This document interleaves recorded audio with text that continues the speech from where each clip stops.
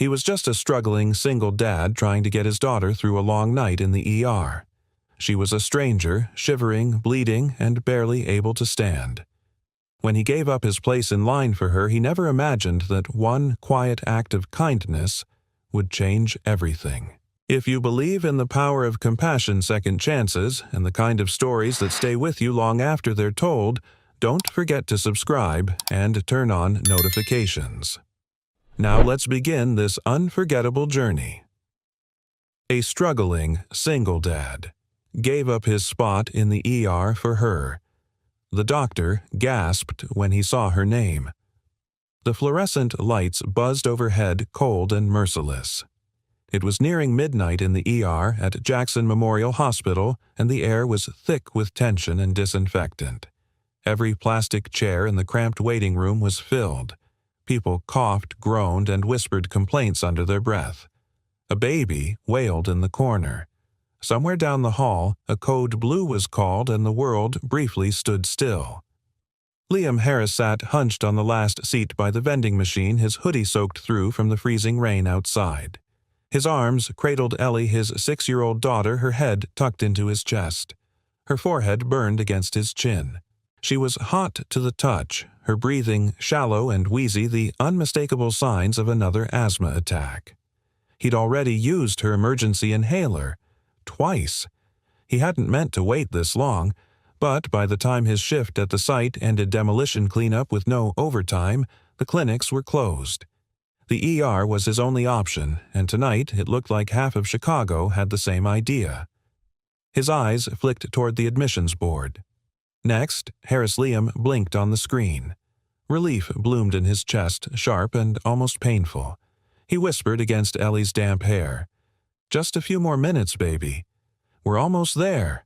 That's when it happened. The automatic doors hissed open with a rush of icy wind. A woman stumbled through, half running, half falling. She was drenched to the bone, her thin coat clung to her, streaked with rain and something darker. Blood. Her skin was pale, almost gray, and as she moved forward she coughed violently into her hand. Then she collapsed hard right onto the linoleum floor. Gasps rippled through the room. But no one moved. People shifted uncomfortably, muttering. "Junkie," someone whispered. "Probably drunk," another said. A security guard started toward her but hesitated when she curled into herself and began coughing up more blood. Liam stared, frozen. The woman looked barely older than 30. Her clothes weren't cheap, just worn. Her boots were expensive but muddy. Her fingernails were painted but chipped. A nurse at the front desk called out Harris. "Mr. Harris, room 3 is ready." He blinked, stood. Ellie stirred weakly against him, letting out a small whimper. The nurse repeated, impatient now. Sir Liam took a step forward, then stopped. The woman on the floor was struggling to sit up. Her breathing was ragged and blood now stained the floor beneath her. The security guard was still standing back, unsure of whether to touch her. Nobody offered help. Nobody but Ellie. Her voice was barely a whisper. "Daddy. She's sick." Liam looked down at his daughter.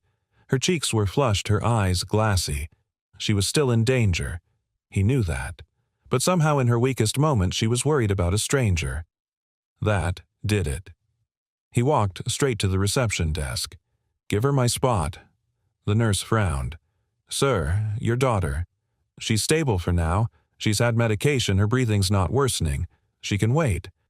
"But give it to her," he repeated firmly. The nurse hesitated, then finally nodded. "Get me a gurney," she called out. They rushed to the woman, lifted her gently, and wheeled her away. Liam returned to his seat, settling Ellie back onto his chest. She shivered, her little arms wrapping around him like ivy. "I'm proud of you, Daddy," she murmured, and he felt something twist in his chest. He pressed his lips to her forehead. "You make me braver than I am." An older man across from him, a heavy-set guy in a mechanic's jacket, snorted. "That's noble. But you might have just cost your kid her lungs." Liam didn't respond. He didn't need to explain it to a stranger. Because in the back of his mind, he saw Jenna. His wife, pale and sweating in their car 3 years ago, writhing in pain while Liam banged on a clinic door that was closed for the weekend. By the time they found a hospital that would take her, it was too late. That helplessness never left him. It lived inside him like a second heart. So tonight he chose differently. A few minutes passed. Ellie dozed off against him, her breathing shallow but steady. Liam stared at the buzzing light above them, blinking slowly. He didn't regret what he'd done, but part of him was scared. He couldn't afford to lose her, too. Suddenly, footsteps echoed from the hallway. A tall man in scrubs, Dr. Monroe, his badge red, appeared at the front desk. He looked pale and shaken. "Who brought her in?" he demanded. "The woman who sent her in." The nurse hesitated, pointing at Liam. He gave up his spot, said she needed it more. Dr. Monroe turned to stare at Liam, then back at the nurse. "I need her chart. Now." He tapped on the tablet in his hand. When the name loaded, his face changed. He went still, silent. Then, "Get the administrator on the phone. Tell them we have Julia Jennings in critical care." The room fell quiet. The nurse blinked. The Julia Jennings from Dr. Monroe nodded once. Liam, still rocking Ellie gently in his arms, didn't notice the way everyone was suddenly looking at him. He had no idea that the woman he'd just saved was one of the most powerful names in the city. No idea that his single act of kindness was about to change everything. Liam sat perfectly still, his arms wrapped protectively around Ellie, the weight of her small body grounding him. The antiseptic-scented air buzzed with whispers now. A woman who had been silent for hours suddenly leaned over and asked, "Did the doctor say Julia Jennings, as in Greenstone Medical?" Liam looked at her blankly. "Who?" The woman's eyes widened. "She's the CEO, one of the youngest in the country. Just took over Greenstone a few months ago. She's worth, I don't know, a fortune." Liam blinked. It didn't mean much to him. He had no stocks, no savings. The only green in his wallet was the crumpled $5 bill he'd kept in case Ellie needed water or crackers from the vending machine. The only fortune he understood was the quiet rhythm of his daughter's breathing against his chest. Across the room, a nurse on the phone was murmuring in hushed urgency. Another typed something rapidly at the front desk. The room, once full of restless patients and low groans, was suddenly alert, buzzing like a shaken hive. But Liam tuned it all out. He shifted Ellie slightly, cradling her closer. She stirred, whimpered softly, and mumbled, "Is the lady okay? I think so, sweetheart," he whispered. "They're taking care of her." Ellie nodded sleepily. She was scared. He swallowed. Yeah, she was. Liam's mind drifted to his wife Jenna and the night she died. The memory was like an old scar, faded but still tender. He had taken her to a small clinic when the abdominal pain wouldn't stop. She'd insisted it was probably food poisoning. But by the time they were redirected twice due to non-emergency status, her appendix had ruptured. By the time someone finally took her in, it had turned septic. And just like that, she was gone. He remembered begging the receptionist to push her up the list, remembered the way they'd looked at him, just another broke guy with no insurance. Nothing he could say or do made a difference. That night had taught him something brutal. Sometimes kindness wasn't enough to save someone. But maybe tonight it was. He held on to that thought. A man in a charcoal blazer, hospital security, approached. Mr. Harris Liam stiffened. "Yeah. Can I speak with you privately for a moment?" Ellie stirred again, her arms tightening around his neck. He kissed her temple. "I'm right here, baby. Just talking." The guard led him toward the hallway where it was quieter away from the curious stares. They passed a nurse's station. Two staffers glanced up, then immediately looked away, whispering to each other the moment he passed. In the corner of a sterile hallway stood Dr. Monroe, tall, gray-haired, sleeves rolled up past his elbows. His face was calm but studied Liam with an intensity that made him uncomfortable. "Mr. Harris, the doctor," said, offering his hand. "I wanted to thank you personally." Liam shook it, confused. "I didn't do anything special. You did something very few would have done. You gave up your daughter's place in line. For someone you didn't know." Liam's eyes flicked down the hallway. She looked like she was dying. "What was I supposed to do?" "Walk past. That's just it," the doctor said quietly. "Most people do." Dr. Monroe hesitated, then glanced around before lowering his voice. "The woman you helped tonight is Julia Jennings. She's not just a CEO, she's the executive director of our hospital's largest funding partner. She has more influence on the operations of this place than anyone short of the board of directors.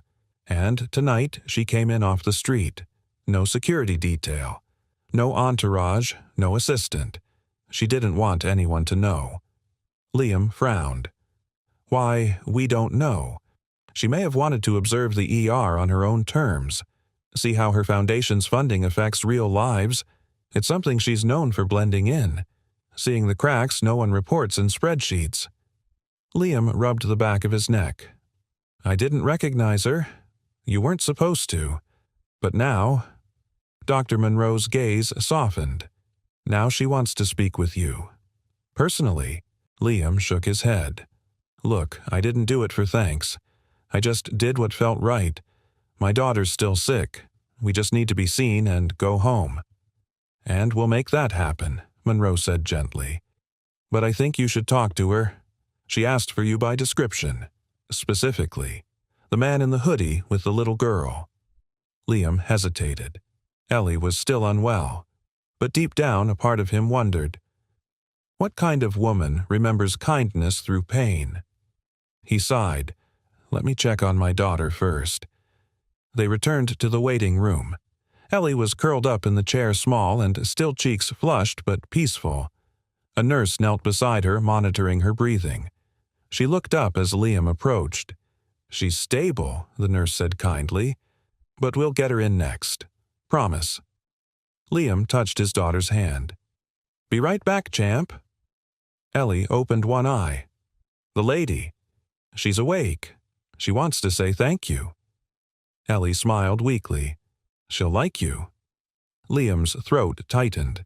He followed the guard through a set of restricted doors and down a quiet hallway that smelled like antiseptic and fresh paint. As they reached room 6B, the guard gestured toward the partially open door. "She's awake." Liam took a breath and stepped inside. The room was softly lit. Julia Jennings lay on the bed, an IV in her arm, her skin pale but no longer ashen. Her eyes, sharp gray-blue alert, met his the second he entered. She smiled faintly. "You stayed," she said. "I wasn't sure if you would." "I almost didn't," he admitted. She studied him, then looked past him as if visualizing the whole ER again. "You didn't ask who I was. You didn't hesitate." "Why?" Liam stepped closer, folding his arms. "Because you needed help." That was enough. For a long moment, neither of them said anything. Then she whispered almost to herself, "It's never enough. Until someone decides to make it enough." Liam didn't understand what she meant, not yet. But something in her tone and the fragile steadiness of her voice made him realize this meeting was only the beginning. Dr. Monroe had worked in emergency medicine for over 30 years. He had seen gang violence, pile-up collisions, opioid overdoses, and young mothers who gave birth in waiting rooms with no one by their side. But nothing, absolutely nothing, had prepared him for the moment he tapped the screen of his hospital tablet and saw the name flash back at him. Julia Marie Jennings. He read it again, thinking perhaps exhaustion was playing tricks on his eyes. But there it was, bold, unmistakable. Julia Jennings, CEO of Greenstone Medical Holdings, one of the youngest executives in the country, heir to a pharmaceutical empire and recently appointed director of the foundation that had single-handedly saved their ER from shutting down during the budget crisis. The very foundation that bore her family's name. And she was here, alone, bleeding in his emergency ward, and she had entered without announcement, without protection, without pretense. He turned to the attending nurse beside him, voice a notch above a whisper. "Page, hospital administration. Now." The nurse blinked. Wait, you mean that Julia Jennings gets security to clear the hallway and do it quietly? No leaks. In room 6B, Julia lay still, her breathing slower now, more controlled thanks to the IV fluids and stabilizers. Her body ached with exhaustion, but her mind, always sharp even under strain, was racing. She had tried to enter the hospital unnoticed. She hadn't told her assistant. She hadn't brought her driver or security detail. The entire point of tonight was to see truly, see how her hospital served the people it claimed to help. But the pain had been worse than she expected. The stress-bleeding ulcer, likely triggered by weeks of sleepless nights and mounting pressure, had erupted suddenly violently. She had barely made it inside. And then she remembered him. The man in the soaked hoodie. The little girl in his arms. The warmth in his voice when he told the nurse to take her instead. His eyes had been tired, but not bitter. Wary, but not cold. It wasn't just that he gave up his place. It was how he did it. Quietly, without fanfare, without asking for anything in return. And that made all the difference. Meanwhile, out in the waiting room, whispers were spreading like wildfire. A young man in a denim jacket leaned toward a woman holding a baby. They're saying that woman's some kind of billionaire. A nurse nearby hushed them sharply. Keep your voice down, no gossiping. But it was too late. Every patient waiting now knew something was happening. Some looked impressed. Others rolled their eyes. Only Liam remained unmoved, sitting beside Ellie, who was now being wheeled toward an exam room by a nurse. "You'll be okay, Pumpkin," he whispered, stroking her damp hair. Ellie smiled through cracked lips. "Is the lady okay, too?" He nodded. "She's doing better." "Good," she whispered. She looked sad. The observation hit him harder than he expected. Sad. That woman had looked terrified, sick, vulnerable, but sad. Back in the hallway, Dr. Monroe stood facing the hospital's director of operations, a woman named Angela Bryant. She had rushed down in heels and a blazer still wrinkled from her car seatbelt. "You're absolutely sure it's her?" Angela asked. "I just spoke with her. It's her, and she doesn't want media attention. Says she came alone for a reason." Angela cursed under her breath. "This could either make or break our funding for the next 5 years." Monroe nodded grimly. "We've got to handle it, right?" Angela hesitated. "Who was the man that brought her in?" "He didn't bring her in. He gave up his daughter's spot in line so she could be seen." Angela's jaw dropped. "Seriously? Seriously?" They exchanged a look that spoke volumes. In their world full of donors who liked to be praised and patients who often felt entitled, that kind of sacrifice was rare, almost extinct. Inside room 6B, Julia sat up slowly as Liam stepped inside. The lighting was low, the kind of soft calm she usually despised in corporate meetings but welcomed now. He stood near the door, awkward and hesitant. "You didn't have to send for me," he said quietly. "I did," she replied. "You saved my life." He shook his head. "All I did was give up a turn in line." "Anyone would have." She smiled faintly. "No, Mr. Harris. That's where you're wrong. Very few people would have done that, not with a sick child in their arms." Her eyes softened, especially in this country. Liam didn't answer. He wasn't sure what to say to a woman like this, someone who had power and presence, but spoke like someone who understood pain. "I saw you," she said, "before I passed out. You didn't even hesitate. That's not normal." He shrugged. "I didn't do it to be noble. I did it because I know what it's like to wait too long. My wife, she died because we were sent away once.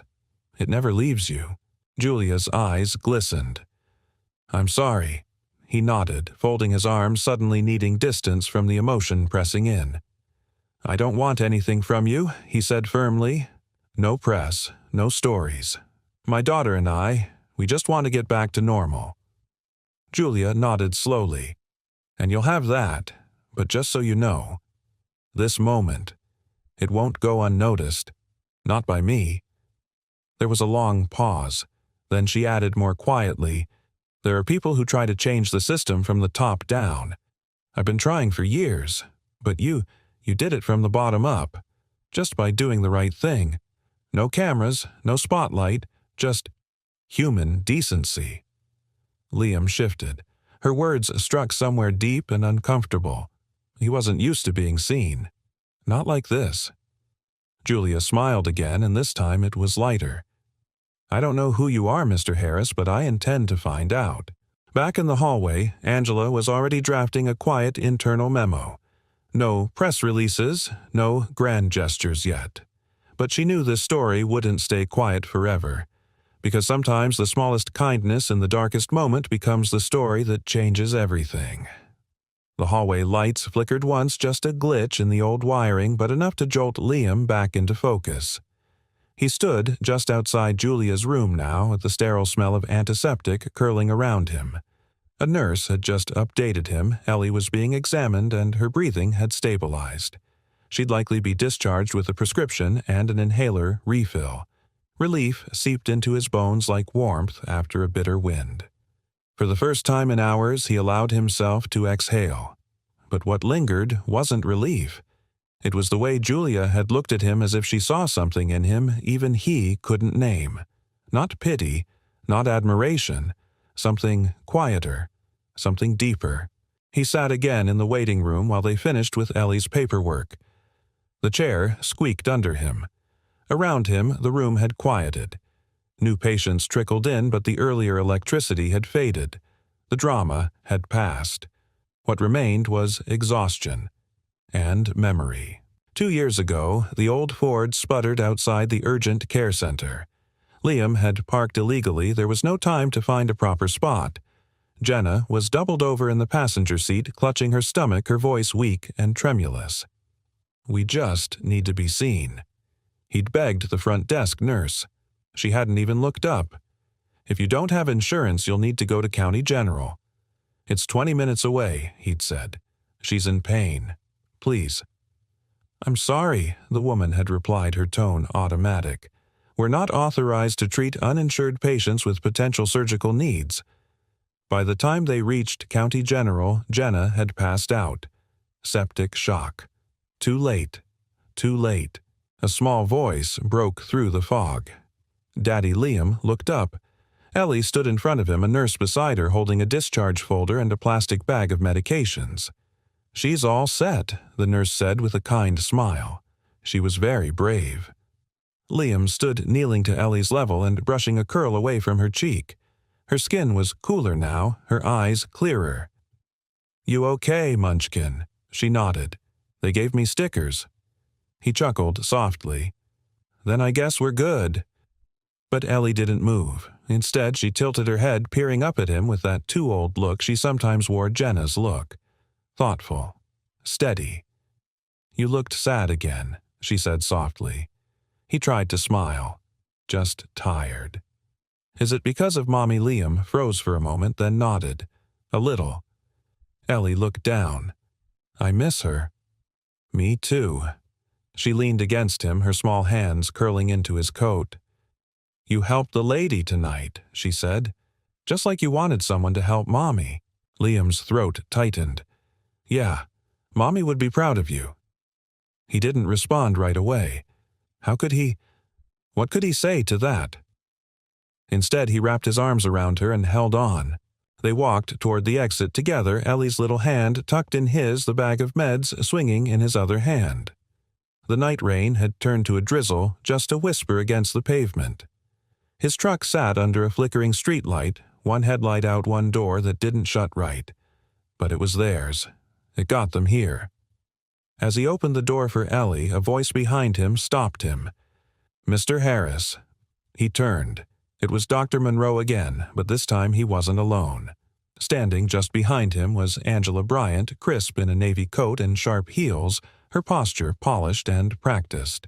"Sorry to stop you," Angela said. "I'm the director of operations here." Liam tensed. "Is there a problem?" "Not at all," she said quickly. "Quite the opposite. Miss Jennings asked me personally to speak with you. She understands you may not want attention, but Well, she doesn't forget people. Liam shifted Ellie behind him slightly. I appreciate that. But like I told her, I'm not looking for anything. Angela smiled a little softer now. I understand. But you should know. Your story made its way through our staff tonight, and I don't think anyone here will look at that waiting room the same again. Liam said nothing. He wasn't sure what to say to a woman who looked like she managed half the city's budget from her phone. Angela extended a business card.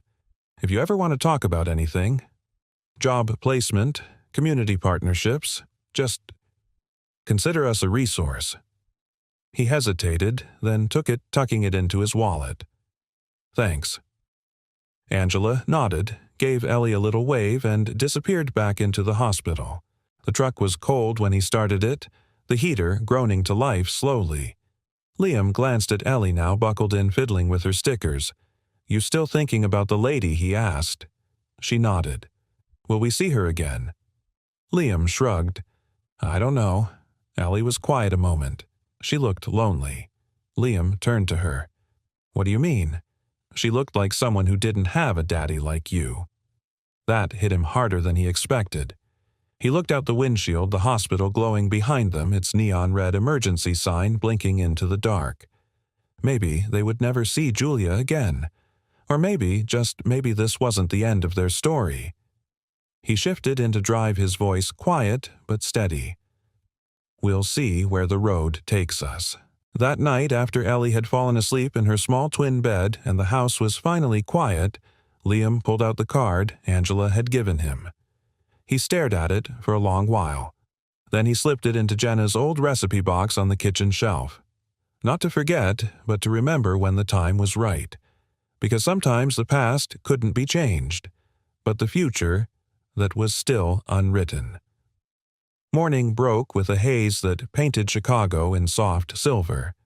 Atop the high floors of Greenstone Medical's corporate tower, Julia Jennings sat wrapped in a thick sweater on her office couch, a mug of tea cooling beside her. She hadn't returned home the night before. Against her assistant's frantic advice, she'd insisted on discharging herself as soon as the IV fluids had stabilized her vitals. Julia hated being coddled. She hated looking weak. But most of all, she hated pretending she hadn't been changed by that night. Her hospital visit was supposed to be anonymous, a spontaneous drop-in to gauge how the system her name funded truly worked. But things had unraveled fast. The ulcer had ruptured. The bleeding had come without warning. She hadn't even made it to the receptionist's desk before the world blurred and she collapsed. And then, him. Liam Harris. That moment looped in her mind like a song she couldn't unhear. The image of him soaked to the bone, a child shivering in his arms, exhaustion carved into his posture, yet he still gave her his place in line. Not for attention. Not to be noble. Just because he saw someone who needed help more than he did. Julia had known 100 men more powerful than Liam. Not one of them would have done what he did. She rose from the couch slowly and walked to the tall windows that looked down over the river. People below looked like ants rushing to work, bundled in coats hunched against the morning chill. All strangers. And yet somehow that man, that father, felt closer to her than the board of directors sitting 3 floors below. There was a knock. Julia turned. Come in. Her assistant, Maya, entered cautiously holding a tablet and a concerned expression. You're supposed to be home, Maya said carefully. Julia waved it off. I'm fine. That's debatable. I'm functioning. That's still debatable. Julia managed a smirk. Maya, who had worked for her for 3 years, was one of the few people who didn't tiptoe around her status. She appreciated that, especially today. Maya sat on the edge of the leather chair and held up the tablet. I pulled the internal footage from the ER lobby like you asked. No audio, just video. But it's all there. The moment he stood up. The way he talked to the nurse. You can even see the girl whisper something to him before he decides. Julia leaned forward as the footage played. She watched herself stumble in. Watched her own body fall. But more than that, she watched Liam's. The stillness before movement. The glance at his daughter. The hesitation. Then the decision. He stood. He walked. He didn't look back. "Pause it," she said softly. Maya froze the frame where Liam gently handed his daughter back her jacket, ruffling her hair before turning to the desk. Julia swallowed hard. "He looks tired," she said. "He is," Maya replied gently. "I had the team run a quiet background check just based on hospital info. He's a single dad, construction worker, widowed, lives in South Shore, no legal issues, no complaints, no debts, but also no savings." Julia turned from the screen. "Did he call the number I left for him?" Maya shook her head. "Not yet." Julia crossed her arms. "He will, or he won't." That gave Julia pause. "He didn't ask for a reward," Maya said. "He didn't even ask who you were. You think maybe that's what made you notice him, but maybe it's what makes him different." Julia looked away, her jaw tight. "I owe him my life." "Maybe," Maya said gently, "you owe him something else." That afternoon, Julia made a phone call to a name she hadn't spoken in years. Jacob Fisher, her mentor, and one of the founding board members of the Jennings Foundation. He answered on the second ring. "Julia," he said, "I heard you were in the ER last night. News traveled fast." "I'm fine," she replied, "but I need to make a personnel decision that doesn't go through traditional channels." There was a pause. "Go on. I want to offer a field leadership position to someone. A man named Liam Harris. Construction background, community roots. No formal degrees, but the kind of integrity we can't teach. You sure about this? I've never been more sure. He'll need to be vetted. He already passed the only test that mattered." Jacob chuckled. "This about gratitude or about vision?" Julia smiled faintly. "Both." Later that evening on the other side of the city, Liam sat at the kitchen table sorting through unopened mail and junk coupons. Ellie was upstairs humming to herself, her asthma finally calmed, her cheeks flushed from a warm bath. He opened a plain white envelope. Inside was a single-typed note. "Mr. Harris, you saved a life. Let's talk about how you might help save more. Julia Jennings." Below it, a phone number. No pressure, no branding. Just an invitation. He stared at it for a long time. Then, without thinking, he looked up at the recipe box on the shelf. Jenna's recipe box. The card from the hospital director was still there, tucked inside next to a handwritten apple pie recipe neither he nor Jenna had ever gotten around to trying. Liam wasn't a man who believed in signs, but maybe tonight he could make an exception. Because maybe what he did in the ER wasn't the end of something. Maybe, just maybe, it was the beginning. The next morning began like any other in Liam Harris's house, quiet, simple, and a little frayed at the edges. The radiators hissed and clanked, struggling to push warmth through the drafty South Shore duplex. The smell of instant oatmeal drifted from the kitchen as Liam stood in front of the bathroom mirror, adjusting the collar of the one dress shirt he owned that didn't have a paint stain. He hadn't called the number yet. The note from Julia sat on the counter beside his toothbrush, its crisp edges now slightly bent from how many times he'd unfolded and refolded it. "You saved a life. Let's talk about how you might help save more." He had stared at that line for hours the night before, turning it over in his mind like a puzzle piece he wasn't sure where to place. He'd made decisions his whole life out of necessity, where to work, when to quit, which bills to pay first. But this felt like a decision about purpose. And purpose was harder. Ellie peeked around the doorway, still in her pajamas, her hair a wild halo from sleep. "Is that the lady's letter?" Liam smiled gently. "Yeah, baby, it is. You gonna call her?" He hesitated. "I'm thinking about it." Ellie stepped closer, barefoot on the cold tile. She looked like someone who doesn't have people. Liam blinked. "What do you mean?" "I don't know," Ellie said softly. She looked like she needed someone who isn't afraid to tell her the truth. Someone kind, like you. Liam knelt, brushing her hair behind her ears. "You're a lot smarter than your dad." She shrugged. "I just see things. He made the call at 9:17 a.m. The line rang once, then twice, and then a familiar voice picked up. Liam Harris.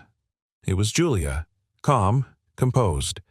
But there was something in her tone, something warmer than formality. Familiar even. "I wasn't sure if you'd call," she said. "I wasn't sure either." A beat of silence. Then she said, "I'm glad you did." They met later that day at the Grove, a non-profit community hub Julia's foundation had helped rebuild 2 years ago. The center offered after-school tutoring, job skills workshops, and warm meals, all the things Liam wished had existed when he was a kid. He walked in and found Julia waiting in a modest conference room, dressed casually this time, jeans, a navy blazer, and a simple ponytail. No designer labels, no entourage. She stood when he entered. "Thanks for coming." He gave a half shrug. "You asked." She gestured to a seat. "I didn't want to meet in an office tower. I thought you'd appreciate something that felt real." He looked around the room, worn chairs, handmade posters, a smell of crayons and old coffee. It did feel real. Julia sat across from him, her hands clasped lightly on the table. "I've been thinking a lot about the way we build change," she began. "Most foundations operate from the top down. But what happened in that ER, what you did reminded me that the most powerful moments of change start small, human, unseen." Liam tilted his head. "You want me to be a spokesperson?" She smiled. "No. I want you to work with me." He blinked. "Doing what exactly? Project oversight? Community liaison? You've got the experience in construction, and more importantly, you understand people who don't trust suits and slogans." He frowned slightly. "I'm not a college grad. I've never written a grant. I've never even been on LinkedIn." Julia leaned in. "You have something better. You have credibility. You walk into a room and people know you've lived what they're living. And that's not something I can teach." Liam looked down at his calloused hands. "I'm not sure I belong in a place like this." "You belonged in that ER more than anyone else in it," she said softly. "And you didn't wait for permission to do what was right." He sat back, processing. She waited. Then he asked quietly, "Why me?" Julia hesitated, her eyes dropping for the first time. "Because I used to be like Ellie." Liam looked up. "I used to wait in ERs with my mom. We didn't have money. I learned early what it meant to be invisible. And when you grow up like that, you spend the rest of your life trying to matter, trying not to be powerless again." She looked at him then, her voice steady but thick with memory. "I built a life with walls so high no one could touch me. But last night I wasn't a CEO. I was just a sick woman on the floor. And you saw me. Not because of my name, not because of my status. You just saw someone who needed help." Liam's throat tightened. Julia continued, "That's the kind of person I want building the future with me." They walked out together as the afternoon light stretched across the pavement. Kids were gathering near the entrance for after-school snacks. A teenage girl tripped on the steps, and Liam instinctively reached out to catch her elbow before she fell. She mumbled thanks and ran off, cheeks pink. Julia watched quietly. "You don't even notice when you do it, do you?" she asked. "Do what? Step in? Just help." Liam shrugged. "I guess it's how I was raised, or maybe it's just who I became after losing someone." She nodded slowly. "Loss has a way of shaping what we give." They stood by his truck, the moment stretching. "You don't have to decide now," she said, "but the offer is real. Not because I owe you, but because I believe in what you can do." He looked at her and for the first time saw not the CEO, not the name, but the woman behind it. Human, flawed, grateful. "I'll think about it," he said. She smiled. "That's all I ask." That night, as he tucked Ellie into bed, she looked up and whispered, "Was the lady nice?" "She was," he said softly. "Will we see her again?" Liam paused, brushing a curl from her cheek. "I think we just might." Because maybe, just maybe, kindness wasn't a detour. It was the beginning of a new road. The phone call came 2 days later while Liam was hammering drywall into a renovated 2-flat on 73rd Street. His old buddy Marco had thrown him the job for a week under the table. No benefits, but enough to cover groceries and Ellie's meds. He stepped outside when the phone buzzed in his pocket. Mr. Harris said the voice on the line, polished, professional, rehearsed. "This is Alexis from Greenstone's executive office. Ms. Jennings asked me to extend an official thank you and to inform you that she's arranged a monetary gesture of appreciation. A gift of $15,000 has been allocated to your name, no strings attached. You can claim it at your convenience." Liam froze mid-step on the gravel path behind the building. His boots crunched into a spot of broken glass. He looked toward the sky, gray and low with impending snow. 15,000, he repeated slowly. "Yes, sir. Miss Jennings wanted to express her gratitude for what you did at the hospital. The funds can be wired immediately." He was silent. His breath fogged the air. That much money would change a lot. Fix his truck, pay rent for 6 months, finally take Ellie to the dentist, maybe even buy her a new coat that didn't come from a donation bin. But the idea of taking something for what he'd done sat heavy in his chest. "I'm sorry," he said finally, his voice quiet but certain. "I appreciate it, but I can't accept it." There was a pause. "I don't understand. I didn't help her because I thought it would come back to me. I did it because it was the right thing to do. That's enough." Another beat of silence. Then the voice replied more gently this time. "I'll let Ms. Jennings know." When Liam ended the call, he didn't feel noble or brave or virtuous. He just felt right. That evening after dinner, he told Ellie. $15,000, she repeated, eyes wide. "Yeah." She blinked. "That's like 100 million stickers," he chuckled. "Something like that, and you said no." Liam leaned forward on his elbows. "What would I be teaching you if I took that money for being kind?" Ellie's brow furrowed in deep thought. That being kind is worth money, or that it's only worth doing when money's involved. She looked down at her chipped pink plastic cup filled with milk, then nodded slowly. "I think you made the right choice." "So do I."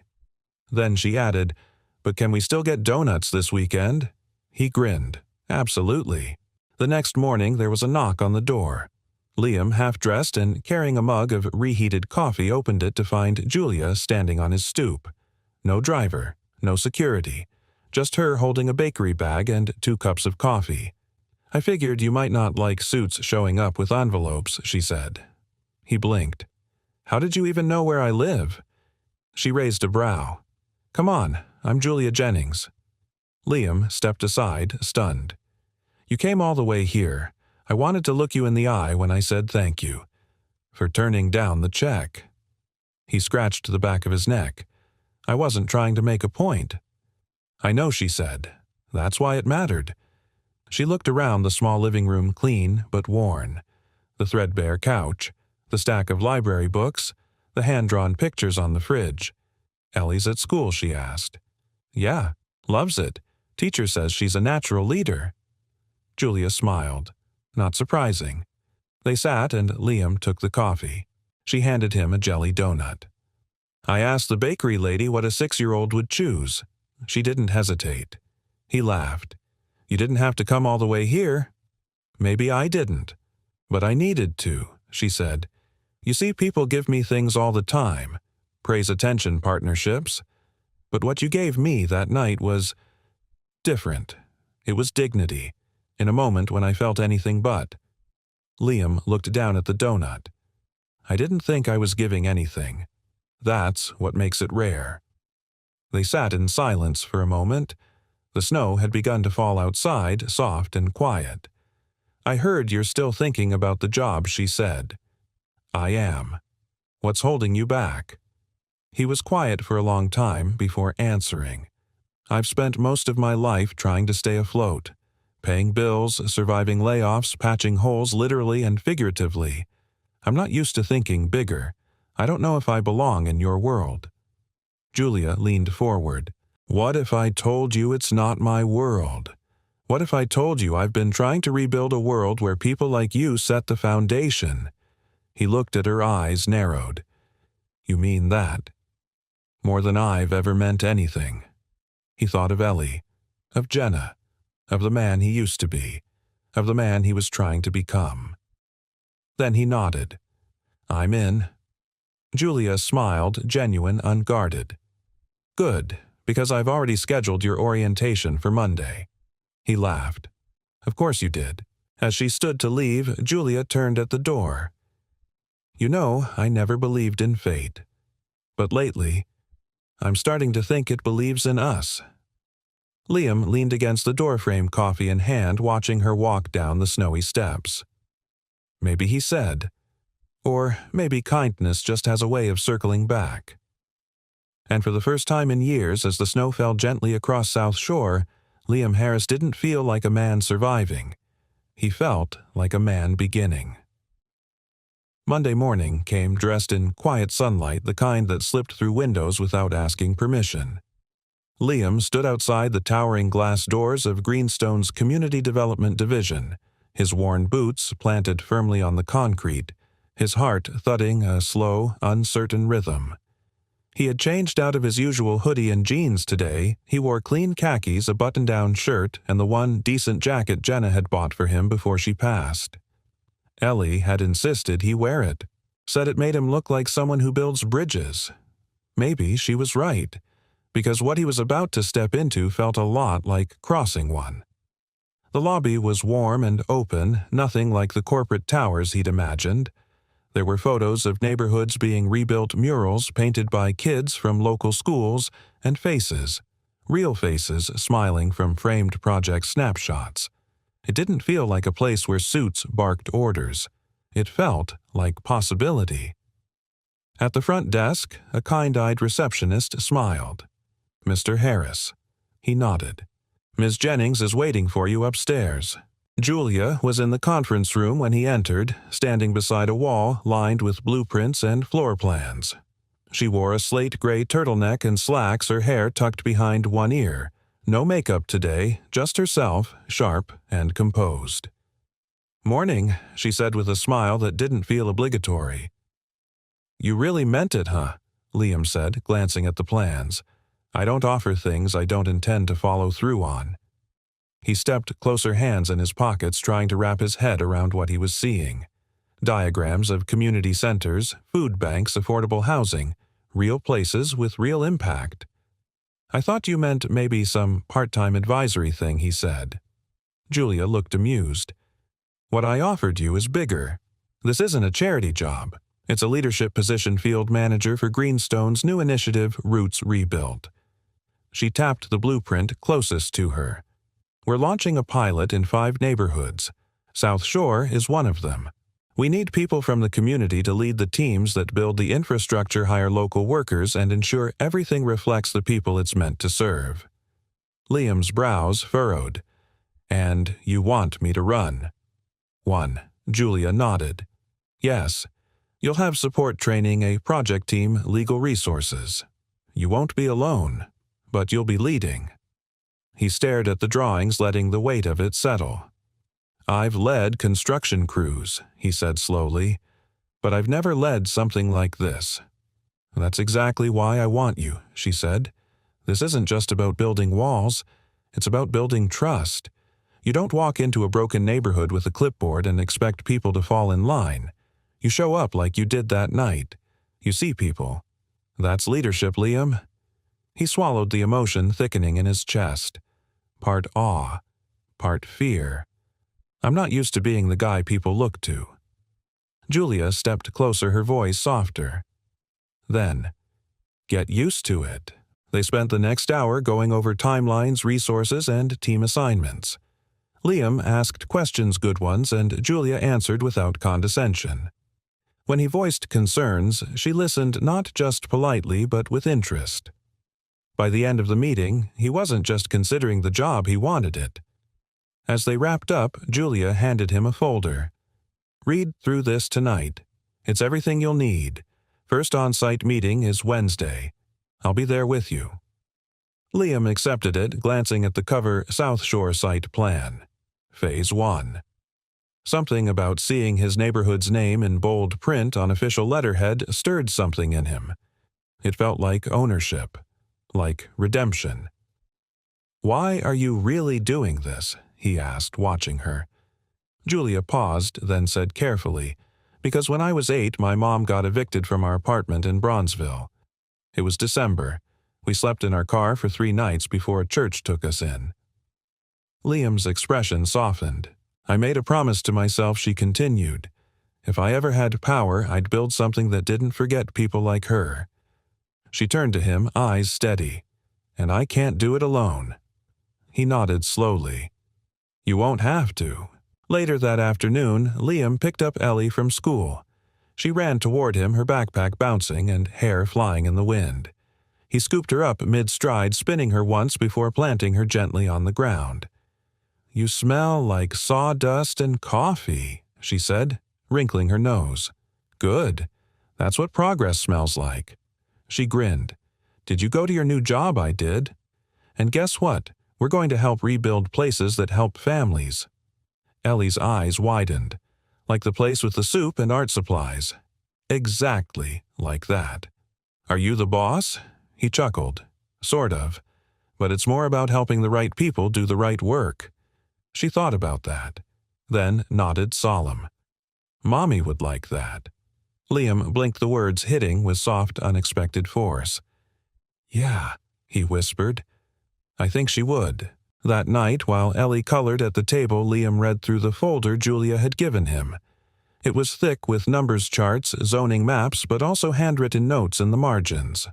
Notes in Julia's looping cursive include local artist proposal here. Playground design, community-led hire from within, no outsourcing unless absolutely necessary. Every page told the same story. This wasn't a vanity project. It was a mission. He looked over at Ellie, who was now sketching something with crayons. "What are you drawing?" he asked. She held it up. It was a building, a big one with windows and people holding hands on the roof. "It's a place where nobody's cold and nobody's left out," she said proudly. He stared at it, heart swelling. "That's a good place," he said. She beamed. "You can build it, right?" Liam looked back at the plans, then at the girl who still believed anything was possible. "I think I already am." The wind off Lake Michigan bit sharp that Wednesday morning, but it couldn't cut through the warmth building in Liam Harris's chest. He stood at the edge of the vacant South Shore lot, his hands tucked into his jacket pockets, eyes scanning what would soon become the beating heart of something new. The ground was nothing but frostbitten earth and gravel. Rusted fencing lined the perimeter, graffiti scrawled across it in faded blues and reds. In the distance, a couple of kids on bikes slowed to watch the small cluster of people assembling near a white van emblazoned with the Roots Rebuilt logo. Liam had been in dozens of sites just like this, dead land forgotten by city planners and too risky for developers. But today was different. Today, he was leading the crew. And this land wasn't just a project. It was a promise. Julia arrived a few minutes later, stepping out of a black SUV with a travel mug and an energy that, despite her exhaustion, still somehow commanded attention. She approached Liam with a familiar smile. "You showed up," she teased. "I said I would. Yeah, but you wore a real shirt and everything." He chuckled, glancing down at his navy flannel. "This is my real shirt." She sipped her coffee, eyes on the lot. "Hard to imagine in 6 months this place will hold classrooms, a food pantry, a clinic wing, and a playground." Liam nodded. "You know what I see? What a patch of ground that's been waiting for someone to care." She turned to him, then something softer in her gaze. "Then, let's be the people who care." The morning kicked off with site introductions. Julia spoke first, brief, confident, not a word wasted. She introduced Liam not as a contractor, but as project lead. When she said the words, "a man whose heart is as steady as his hands," the crew of laborers, volunteers, and nonprofit reps gave him their full attention. He felt the weight of it, and surprisingly, it didn't scare him. He stepped forward and addressed the group, speaking not from notes, but from his gut. "I know what it's like to feel forgotten," he said plainly, to stand on the wrong side of opportunity.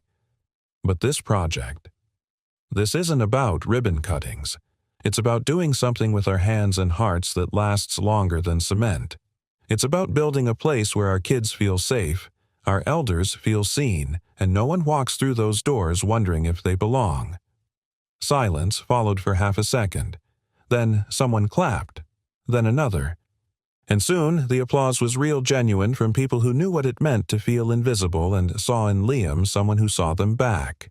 By midday, the crew had begun clearing debris, setting up measuring tapes, staking the corners of the building.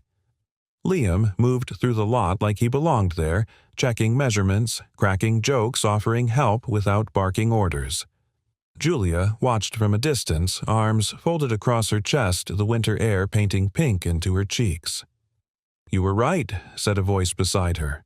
She turned. Angela Bryant, head of operations, had arrived quietly, her wool coat catching bits of wind. "He's not a polished exec," Julia said. "No," Angela agreed. "He's better." They watched as Liam helped a teen volunteer from the local youth center tie rebar into the first support grid. The boy beamed at the praise. It was probably the first time anyone had called his work precise. "He connects without trying," Julia murmured. Angela glanced sideways. "You trust him?" "With this, yes." And with more than this, Julia hesitated. Because the truth was, she wasn't sure if the stirrings she felt when Liam looked at her were about admiration or something deeper. He wasn't part of her world. He didn't play power games or speak in polished metaphors. He was simple, grounded, solid, and maybe that's what scared her. Or maybe what healed her. Around 2 p.m., a white-haired woman approached the fence. She wore a faded scarf and leaned on a walker. Liam noticed her immediately and walked over. "You need help, ma'am?" The woman smiled. "No, honey. I used to live in the building that stood here, before they tore it down. Just wanted to see what was coming next." He looked toward the lot. "We're building something better," he said. Her eyes moistened. Then maybe all that pain wasn't wasted. He offered his arm and she took it for balance. "What was it like?" he asked. She smiled, loud, full of kids. The walls were thin, but the laughter was thick. Liam grinned. "Then we'll build walls thick enough to hold the new laughter." That evening, Julia found Liam in the back of the lot rolling up measuring tape and brushing dust from his jacket. The sun was dipping low, casting long shadows that made the empty field look almost sacred. "You've got a way with people," she said. He looked up. "I'm just listening." Most people listen to respond. You listen to understand. He didn't respond right away. Then said, "People don't need saving. They just need someone to stand beside them until they remember how strong they are." She nodded, looking out at the staked earth already alive with energy. "I think this place is going to be something special." "It already is," he said, "because it's the first place I've been in a long time that doesn't make me feel small." Julia turned to him. "Liam," she said carefully, "what would you say if I told you I don't think we met by accident?" He studied her a moment. "I'd say, I don't believe in accidents anymore." And in the quiet between them, under the golden, fading light of a city ready for change, something invisible but unmistakable began to build. Not with bricks, but with trust. The morning sun hit the windows of the nearly finished community center, glinting off the fresh glass panes like a silent anthem of progress. What once had been an empty frost-bitten lot was now alive with the sound of power tools, laughter, and purpose. Cement had dried into the bones of a building that meant more than shelter. It meant healing. Inside the main hall, Liam knelt beside a newly installed bench, checking its bolts for the third time. His hands were rough-cracked from winter air and weeks of labor. But they moved with care, not just for the wood, but for what it symbolized, a place for someone to finally sit down and be seen. The center was nearly complete. The roof was sealed, the wiring passed inspection, and local kids had even helped paint a mural on the far wall. In it, a circle of people stood hand in hand beneath a tree with roots spreading in every direction. Roots rebuilt. It was Ellie who'd suggested the design, and Ellie who now came running through the double doors, her backpack thudding against her spine, her braids bouncing. "Daddy! Daddy, come quick." Liam stood. "What's wrong?" She was out of breath but beaming. "It's the little boy from the apartments, the one with the big dog. He fell on the sidewalk by the alley. He's bleeding, and his arm looks weird. Miss Jean said she tried to call an ambulance, but they're delayed because of the pileup on 67th. Liam's heart seized. "Where is he now? They're bringing him here." Without another word, Liam grabbed his jacket and bolted outside. A crowd had gathered at the edge of the construction zone. Miss Jean, a retired nurse and local community leader, stood beside a small boy whose face was pale and pinched with pain. His arm hung limp at his side, twisted slightly. Blood ran down to his fingertips. "He fell off his bike," Miss Jean explained. "We called 911, but the dispatcher said they're backed up. I didn't know where else to go." Liam looked down at the boy, then over at the clinic wing of the community center, not officially open but functional. "Bring him in?" Someone hesitated. "But we're not licensed yet." Liam turned. "We don't need a license to stop bleeding and stabilize a fracture. We just need a heart." He carried the boy gently in his arms, Ellie holding the boy's bike behind him like a soldier guarding treasure. Inside, Liam placed the child on one of the padded benches and called over Maya Julia's assistant, who happened to be helping catalog supplies that day. Maya had some EMT training, and together with Miss Jean, they cleaned the wound and fashioned a splint. By the time the ambulance arrived, 20 minutes later, the bleeding had stopped, the pain was managed, and the boy had stopped crying. A paramedic gave Liam a nod of genuine respect. "Who set the fracture?" Liam shrugged. "Miss Jean.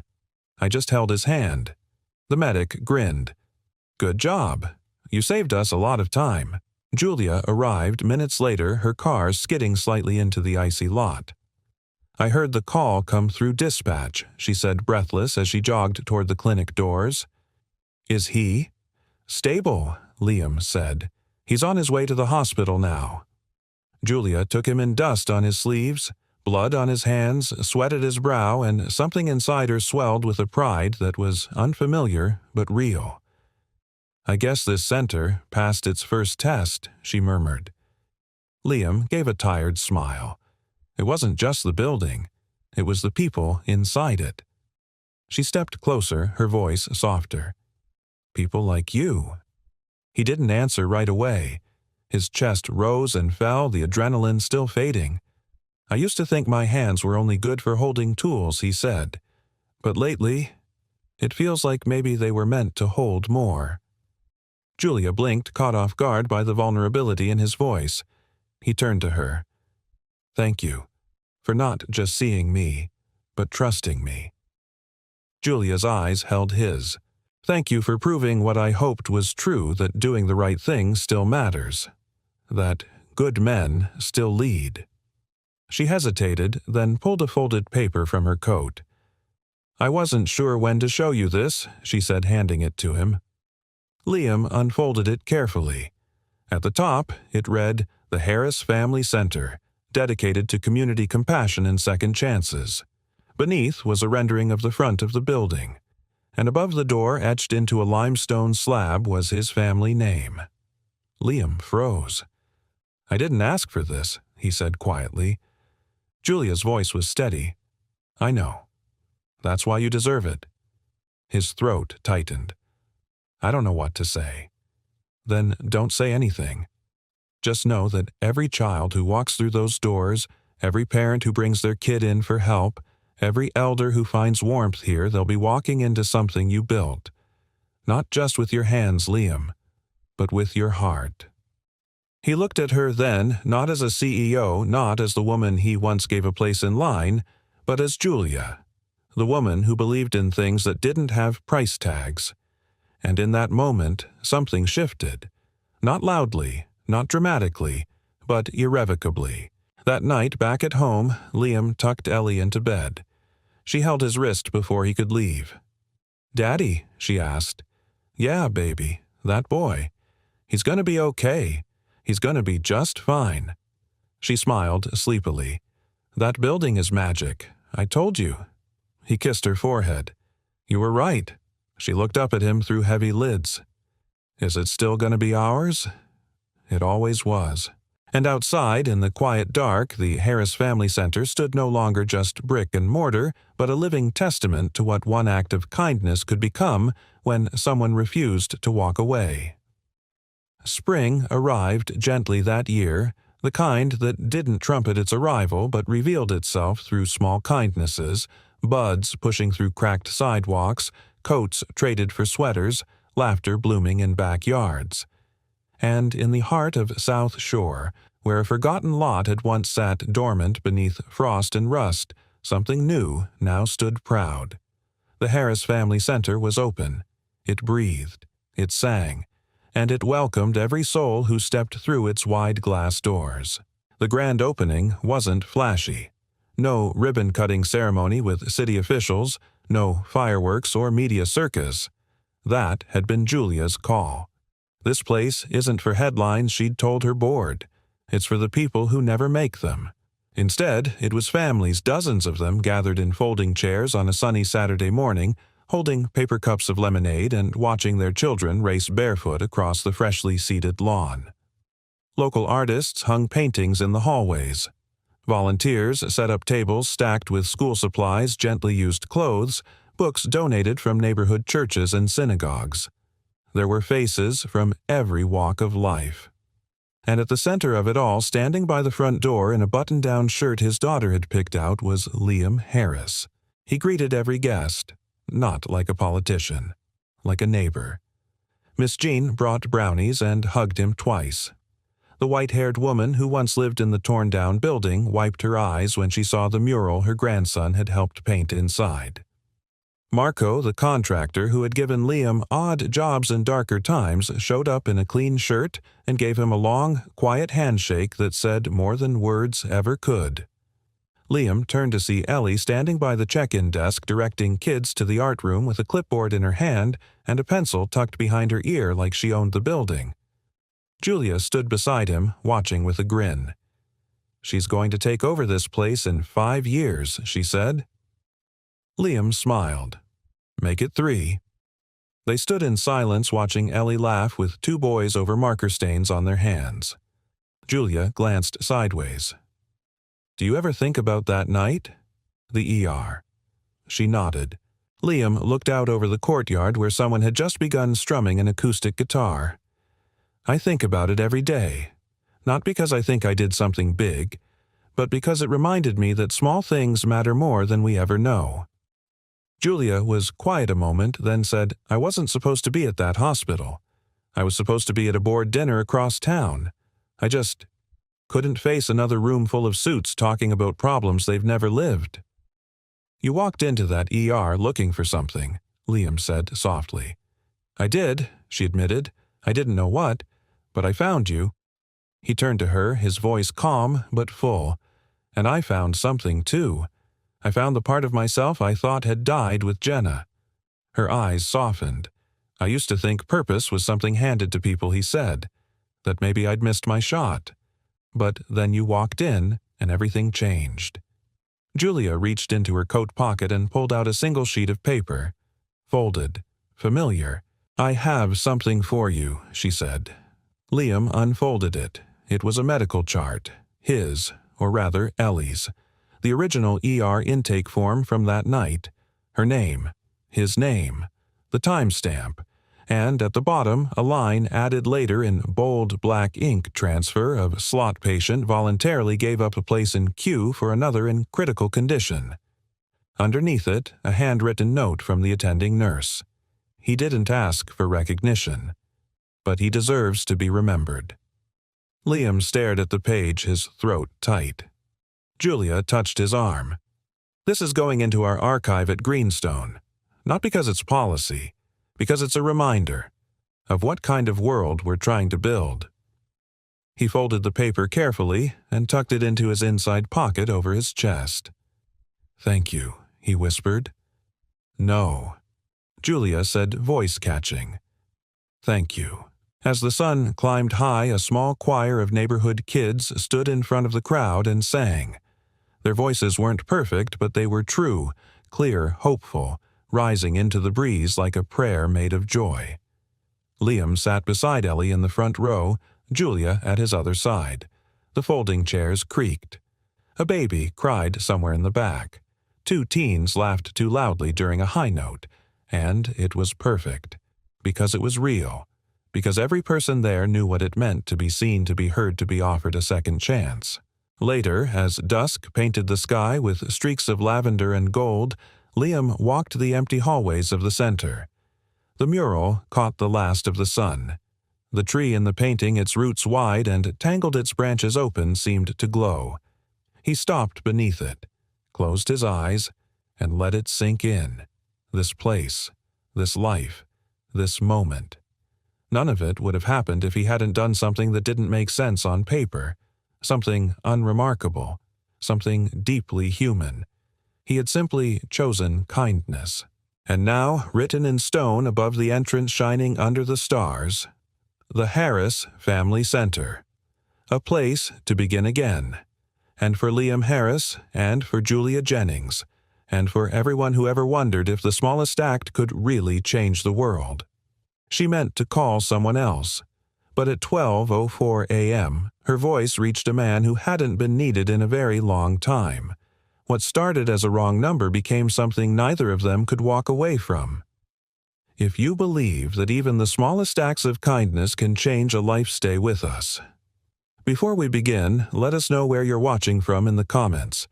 And if you enjoy heartwarming, inspirational stories like this one, don't forget to subscribe for more.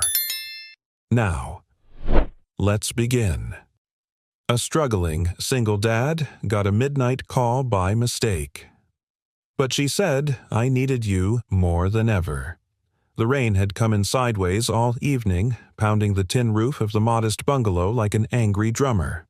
Liam Carter wiped his boots on the mat just inside the door and quietly locked it behind him. The clock above the mantel read 12:01 a.m. The living room was dim lit only by the soft glow of a vintage floor lamp and the flickering television screen now playing static. Emma had fallen asleep on the sofa, picture book still open in her lap, her cheeks flushed with sleep. He walked over, gently adjusted the blanket around her, and brushed a strand of hair from her forehead. She stirred, but didn't wake. Liam paused there for a moment, watching her. She was the reason he kept going, the reason he kept breathing.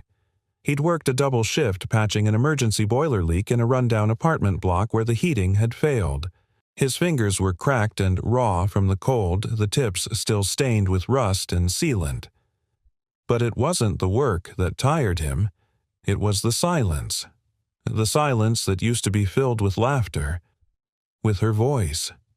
He reached for his phone, which sat charging on the kitchen counter. One missed call from a number he didn't recognize. He frowned. Wrong number, maybe. Then it rang again. Liam stared at the screen. Unknown number. The digital clock on the microwave read 12:04 a.m. He hesitated. Every instinct told him to ignore it. Nothing good ever came from a midnight call. But something in the timing and the strange stillness of the room made his hand move. He answered. There was silence. And then a soft breath. Fragile. Unstable. A woman's voice barely above a whisper. "I'm sorry. I didn't mean to call. I know I shouldn't." Liam blinked, confused. "It's all right. Who is this?" Another pause. Her voice was trembling now, raw and full of something he hadn't heard in a long time, desperation. "I thought I dialed someone else. I just needed to hear someone's voice. I'm sorry." He could have ended it there. Could have said goodnight and hung up. But something in her tone caught him by the throat. A note of something brittle, like glass about to shatter. "What's your name?" he asked gently. She didn't answer, just let out a shaky breath. "I'm not okay," she whispered.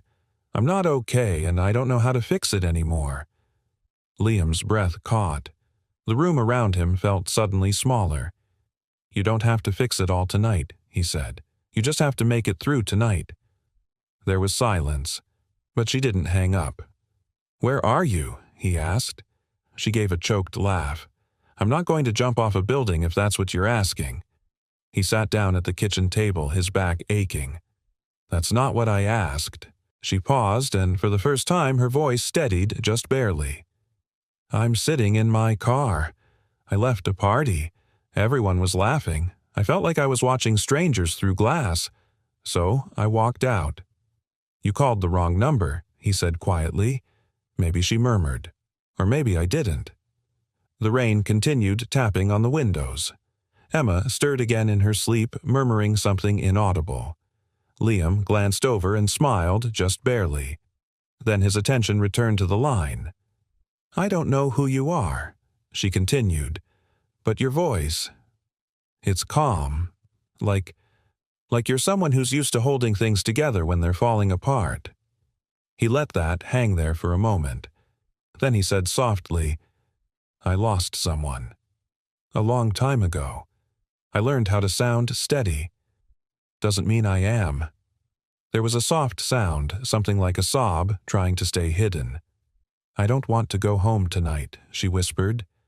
Everything there reminds me I'm not enough. That I failed. Liam leaned forward, resting his elbow on the table, eyes fixed on nothing. Whoever told you that lied, he said. How would you know? Because I've been there.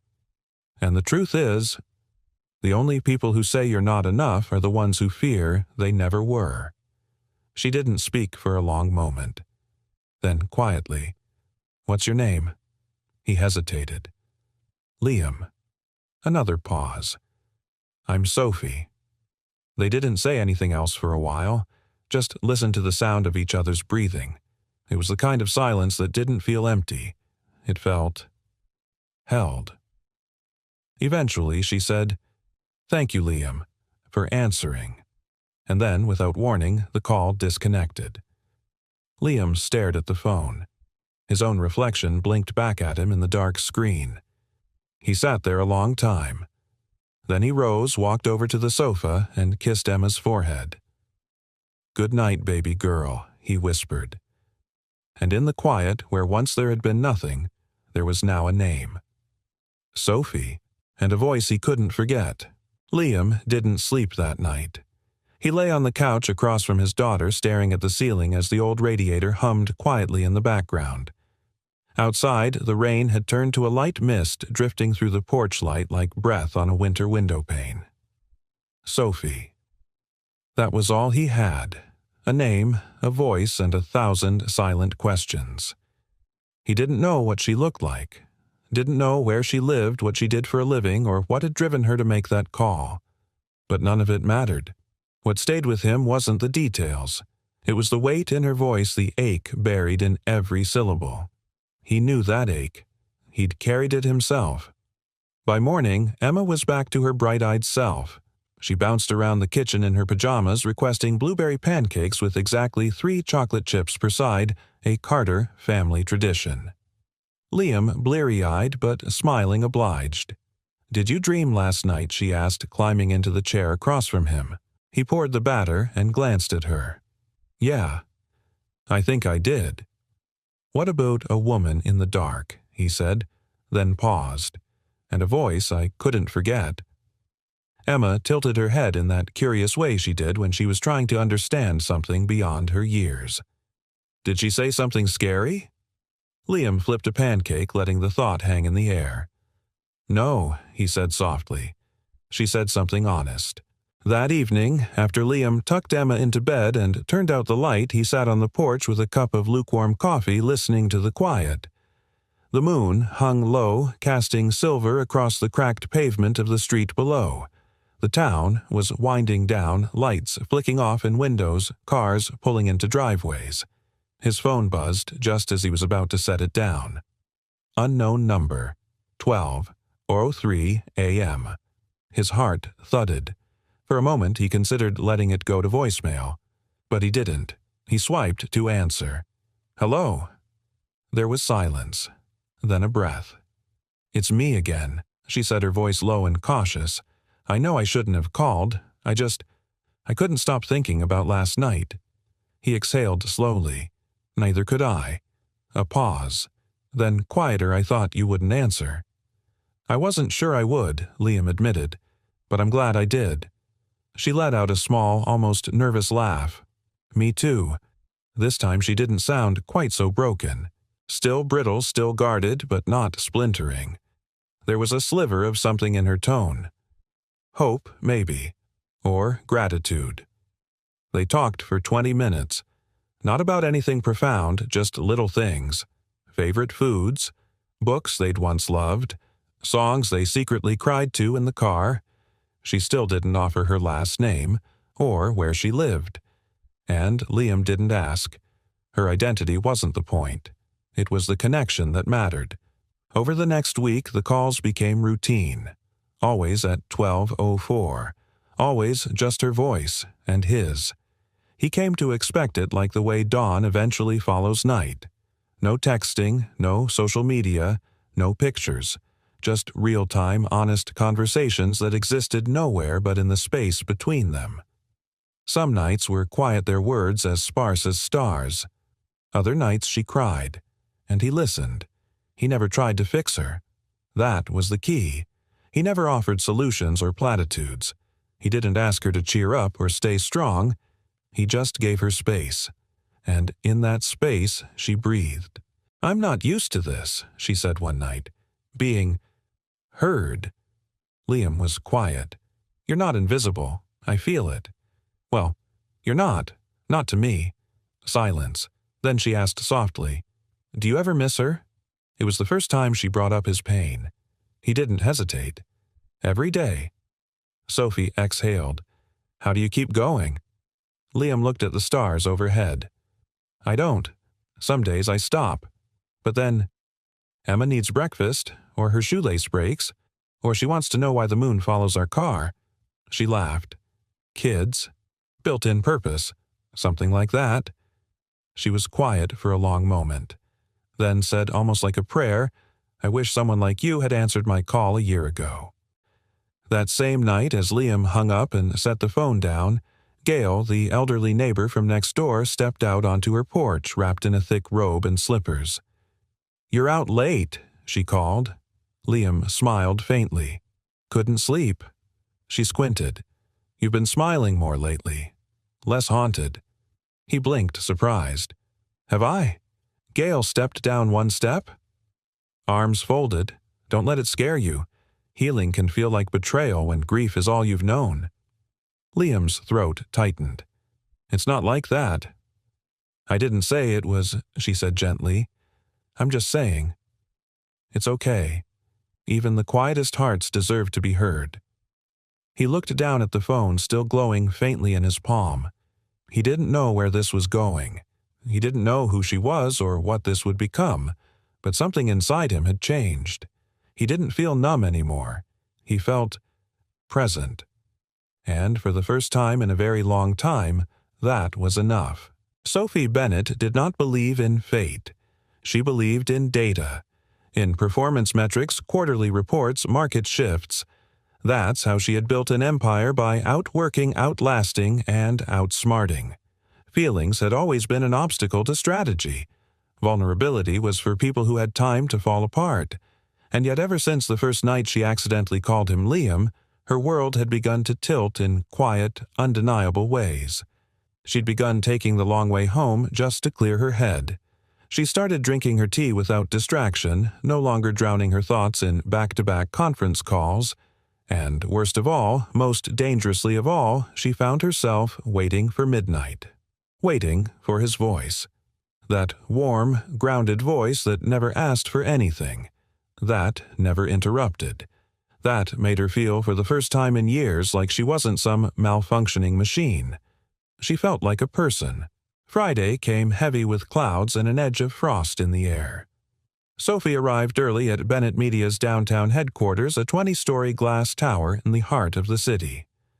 Her heels echoed against the marble lobby floor as she entered, nodding briefly at the security guard who greeted her like always. But nothing felt like always anymore. She walked with practiced confidence into the elevator, pressed the button for the executive floor, and stared at her reflection in the polished doors. Hair perfect. Lipstick unflawed. Not a line out of place. And yet she looked unfamiliar, like someone pretending to be herself. The elevator stopped one floor early. The doors slid open and he was there. At first, Sophie didn't register him. Just another maintenance tech in a navy blue uniform toolbox and hand eyes scanning the wiring in the hallway junction box. Then their eyes met. Liam straightened slightly, his posture instinctively respectful. She was, after all, the CEO. But something flickered across his face. Something subtle. Recognition. Or maybe curiosity. Sophie's breath hitched. Her mind reeled. Could it be? He looked exactly like she had imagined. Not in appearance, but in presence. Solid. Calm. Not particularly polished, but real. Like a man who knew the weight of things and carried them anyway. She forced herself to step inside the elevator without hesitation, her heart suddenly racing. The doors closed. She stared at the panel. At the button for floor 20. But she didn't move. That was him. She knew it. But that couldn't be. Could it? That night, 12:04, came and went. No call. Liam sat on the edge of his bedphone and hand thumb hovering over the screen. But he didn't call her. He'd seen her today. He was sure of it.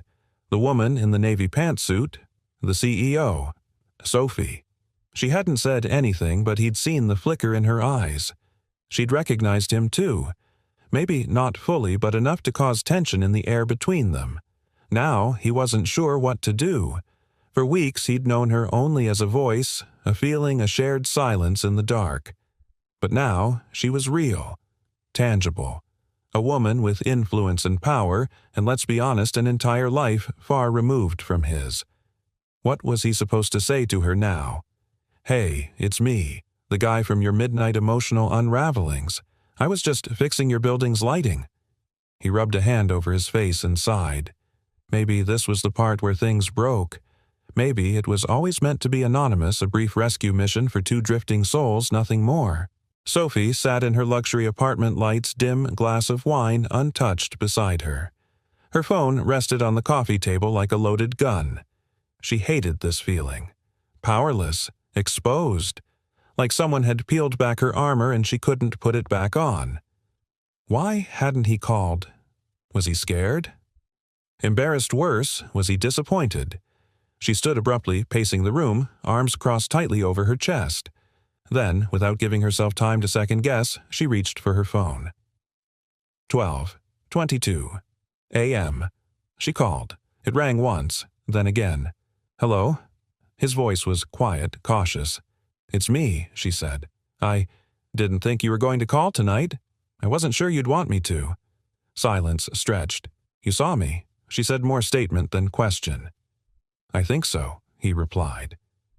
Did you? I did. Another pause. And now he asked. Sophie closed her eyes. Now I don't know how to pretend I don't know your face. Liam exhaled. It changes things. Yes, she said. Then added, voice trembling slightly, but I don't know if that's bad. Liam leaned back against the headboard, feeling something shift in his chest. Something open. I liked not knowing, he admitted. It made everything feel simpler. I didn't, she said, because now that I've seen you, I can't stop wondering if you'd still listen the same way knowing who I am. I would, he said immediately. I'd listen harder. That silenced her. Then, softly, I didn't expect someone like you to be standing in my hallway. You seemed too kind for this world. He chuckled. Kind doesn't pay rent. She laughed. It was short, but genuine. No, but maybe it saves people. He didn't answer right away. Then he said, You looked strong today. In control. That's the mask, she replied. The voice you hear at night, that's the real me. The one I try to bury in daylight. Liam's voice was steady. Then let's keep meeting at midnight. where the masks can fall. Sophie closed her eyes. I'd like that. They didn't speak much more after that, but both slept easier than they had in years. The following Monday arrived with the sharpness of winter returning. The air was crisp, the streets glistened with the residue of frost, and Liam found himself staring longer than usual at his reflection in the side mirror of his van before heading into work. He was scheduled for an early job routine maintenance on electrical junctions inside Bennett Media's corporate offices. Just like last week. Just like when he'd seen her. Her, Sophie. He hadn't spoken her name aloud since that last call. He wasn't sure what came next, if anything should. But he couldn't stop thinking about her. Not just her voice, but her poise. The way her eyes had locked with his for that split second. There had been recognition there. A flash of unease, or maybe curiosity. He couldn't tell. Liam had always been good at keeping things separate, compartmentalized. His grief in one boxwork and another fatherhood in its own sacred drawer. But Sophie, she'd slipped past all that. Somehow she'd become real in his world, and now nothing was neat anymore. Up on the 20th floor, Sophie was in her glass-walled office, staring blankly at her laptop. The numbers on the spreadsheet before her might as well have been hieroglyphs. Her assistant knocked lightly and entered without waiting. Ms. Bennett, the tech, is here to check the electricals on the west wing. Do you want him escorted? Sophie blinked. Is it the same guy as last week? I believe so. Liam Carter. Her breath caught in her throat. She covered it with a cough. No need to escort. Let him work. She waited until her assistant left before standing and walking slowly to the window. From there, she could see part of the hallway beyond the frosted glass. She watched the door across the floor open. Watched him step in. Same worn toolbox. Same calm gait. Same slight tilt of his shoulders as he scanned the panels on the wall. She didn't approach. She couldn't. Not yet. That night, Liam tucked Emma into bed, and as he turned off her nightlight, she spoke through a sleepy yawn. Did you talk to your lady friend today? He chuckled softly. What makes you think she's my lady friend? Emma sat up on one elbow, her curls tousled. You smile when her name is on your phone. Liam paused. He hadn't realized he'd smiled. Not in a long time. She's not exactly a friend, he said slowly. We just talk. Then maybe you should make her one. Emma mumbled, sinking back into the covers. Friends make people feel better. Like how Mrs. Gale gives us cookies when you look tired. He laughed, walked over and kissed her forehead. I'll think about it. When 12:04 arrived, Liam was already holding his phone. It didn't ring. At 12:05, he gave in and called her. It rang 3 times. Hello. Her voice was breathless. Not out of surprise, but anticipation. I wasn't sure if you'd call, she said. I wasn't sure if you wanted me to. I waited, she whispered, but I was afraid. I don't know what to say now that we've seen each other. You don't have to say anything. Yes, I do, Sophie said. I need to explain. Liam sat down the line between them, stretching with tension. I've never called a stranger before, she began. Never opened myself up like that. But I was breaking. And then your voice. She paused. It felt like the only real thing I'd touched in months. He stayed quiet, letting her speak.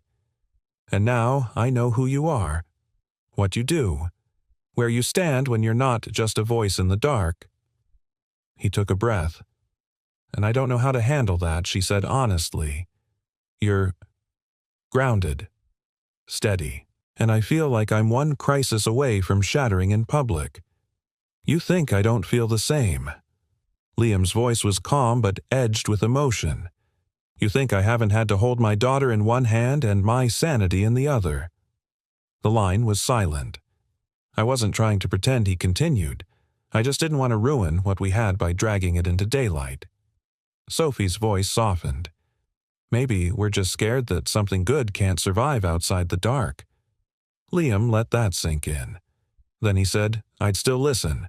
Whether you were a name a CEO or a stranger in the night, I'd still care. A shaky exhale. Why? Because you never asked me to be anything but human. And that's a rare gift. There was a long pause. Then she whispered, I don't know how to be anyone else anymore, Liam. Then don't, he said. Let the mask fall. I'll still be here. The next morning, Sophie walked into her building, passed through the lobby like she always had, but this time her gaze flicked toward the maintenance desk. He wasn't there, and for the first time in weeks, she missed him in daylight. That same morning, Liam found a note tucked under his toolbox in the garage, hand-delivered by courier. It read, I've decided not to run anymore. If you're ever ready to meet me under the sun, I'll be in the lobby. No mask, no name, just me. S. He stared at the paper heart pounding not out of fear but anticipation. For the first time in years, someone wasn't walking away from the broken parts of him. They were walking toward them. The lobby of Bennett Media was a cathedral of glass and steel shiny surfaces, high ceilings, and cold air conditioning that hummed like distant wind. Sophie stood near the large, curved window facing the street, dressed not in her usual blazer, but in a soft, cream sweater and jeans. Casual, unassuming, like someone trying for once to just be enough. The receptionists gave her curious glances. She never loitered. She never arrived without a meeting. She ignored them. She was waiting. The seconds ticked past noon, and for a moment doubt crept in like a cold draft. Maybe he wouldn't come. Maybe she'd ruined something that had only worked because it wasn't real. Then the front doors slid open. Liam stepped inside, toolbox in hand, wearing his standard navy workshirt sleeves rolled halfway up his forearms.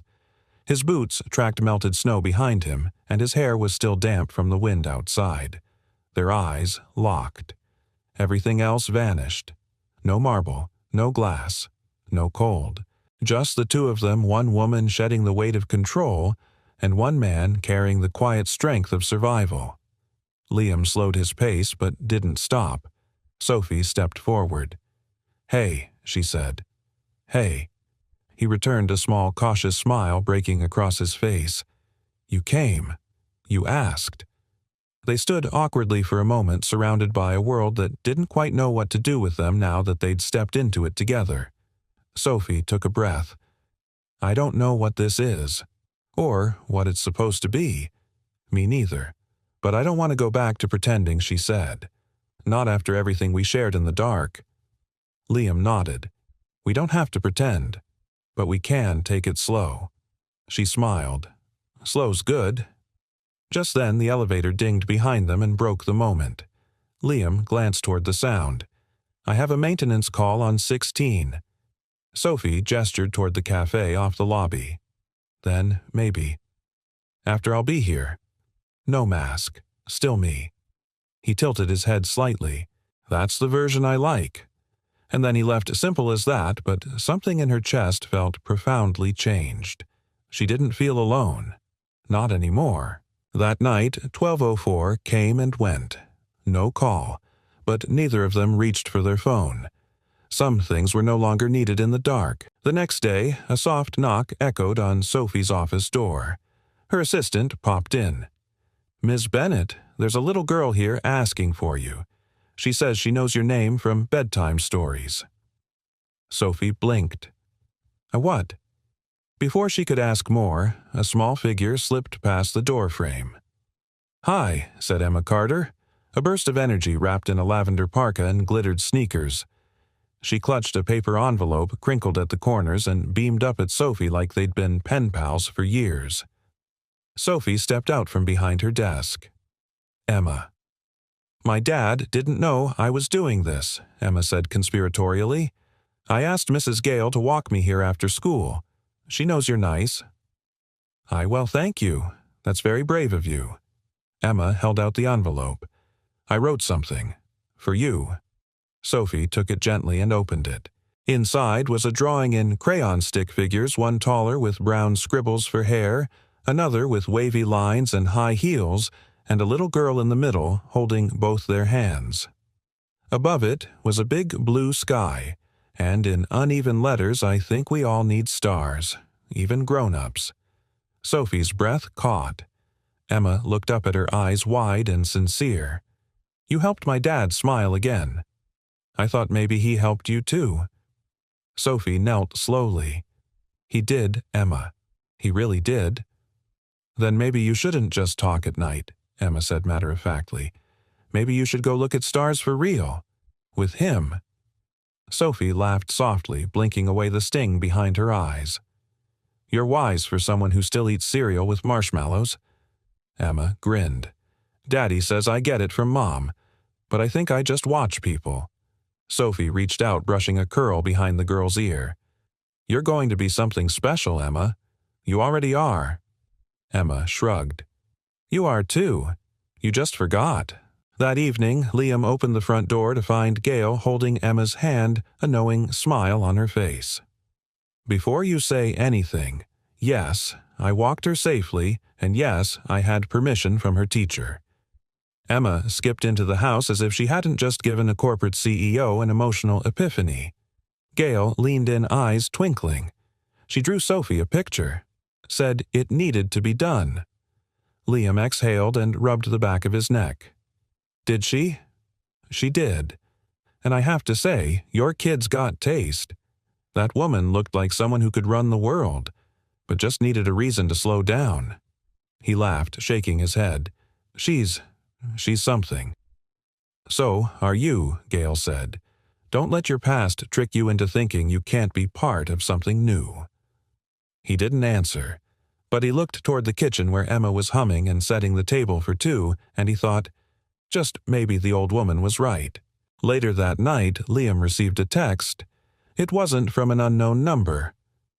Sophie, your daughter thinks we need to look at the stars. Want to take her advice? Liam stared at the screen, heart pounding softly in his chest. Not fear this time, but hope. He typed back, Liam, only if you promise to show up as you. No masks, just the woman I've been waiting to meet. They met under the stars 2 nights later. Not at a fancy rooftop or candlelit patio, but in Liam's modest backyard where a rickety lawn chair and a wool blanket became their corner of the universe. The air was cool, and a faint scent of pine drifted in from the woods nearby. Emma had gone to bed early after insisting that Sophie take the good chair and whispering to her dad that she'd already brushed her teeth twice. Sophie looked up at the constellations overhead. I forgot how quiet it is out here. Liam chuckled. That's because you spend your nights in a glass tower. She smiled but didn't look at him. It's strange. The city makes you feel important. But silence. It makes you feel honest. He glanced at her, then noticing how different she looked in the dim backyard light. Not polished, not powerful, just real. That's why I sit out here sometimes, he said, to remember what's underneath the noise. She nodded, wrapping the blanket tighter around herself. I've built a life on noise. Liam turned his eyes to the sky. Then maybe it's time to listen to the quiet. For a few minutes they sat in companionable silence, broken only by the creak of a tree branch in the wind and the hum of faraway traffic. Then Sophie spoke, almost in a whisper. Do you ever feel like you're pretending, she asked, like you're performing what people expect of you instead of just being? He didn't answer right away. Then, every day, at least until about 8 to 10 p.m. when Emma asks me to help brush her unicorn's hair, and I remember I'm just a dad trying to survive. Sophie laughed, and it was a sound Liam wished he could bottle. It wasn't refined or delicate, it was unguarded. I think I envy that, she said. That your life has something pure in it. Something that doesn't want anything from you but your presence. He glanced at her. Maybe you're just around people who forgot how to want the right things. She looked down, picking at a loose thread on the blanket. That includes me. No, Sophie, Liam said gently. You called at 12:04 because a part of you remembered who you are, past the CEO, past the image. That part of you is still there. You're just learning to listen to her again. She didn't speak, but her eyes shimmered under the stars. And for a while, that was enough. But even the most honest nights have a morning after. The next week, Sophie sat at the head of the long executive boardroom table. Her hair was pinned up her blouse immaculate, her words sharp. Around her were 8 men and women in expensive suits, but not one of them looked at her the way Liam had. And that terrified her. Because for the first time in her life she didn't want to impress them. She wanted to be known. But the room didn't allow for that. Not in this world, not in this company she'd built with sweat and perfection. She could feel herself slipping back into the persona, the voice, the armor. George, her longtime COO and trusted lieutenant, leaned forward mid-meeting. "There's buzz around your little visitor in the lobby last week. One of the junior PR guys saw you talking to a maintenance contractor. Is that something I should be concerned about?" Sophie's jaw tightened. "He's a friend." George arched a brow. "From what part of your world?" Her silence was its own kind of answer. George exhaled, voice lowering. "You have a reputation to protect. Personal stories get out especially when they don't fit the narrative. And we both know the press will twist any crack in the armor." Sophie looked down at the table at the pen in her hand, at the reflection of a woman she barely recognized anymore. After the meeting, she walked past her office and kept going straight to the elevator, straight to the lobby, straight into the open air. That night, Liam waited for her. Not at 12:04, at 8:30 with hot chocolate and an extra blanket, watching the stars and listening for footsteps that never came. At 9:30, he checked his phone. No text, no voicemail. By 10:15, Emma wandered out in her pajamas. "She's not coming?" she asked sleepily. Liam shook his head. "Not tonight." Emma climbed into his lap, curling under his arm like a kitten. "Maybe she's scared." "Of what?" "Of liking us." Liam stared out into the night. "Maybe." Emma's breath slowed as she drifted off warm and small against him. He looked up at the sky, the same stars overhead. But tonight they felt farther away. Sophie didn't call that night, or the next. At the end of the week, Sophie found herself back in her office, staring at the framed magazine cover on her wall. Bennett Media's Woman of the Year. But all she could see was what wasn't in the frame. She wasn't smiling. She wasn't real. The version of her that sat under stars in a backyard sipping cocoa and laughing at unicorn hair was missing entirely, and she missed that version of herself more than anything. Later that night, alone in her car on a side street 2 blocks from Liam's house, she stared at her phone. She didn't dial. Instead, she whispered into the silence of her car, "I'm not okay, but I still want to try." The wind had picked up just after midnight, rustling the branches outside Liam's window. He lay in bed, one arm behind his head, the other resting across his chest phone inches from his hand. The house was quiet, the kind of silence that pressed into you rather than offered rest.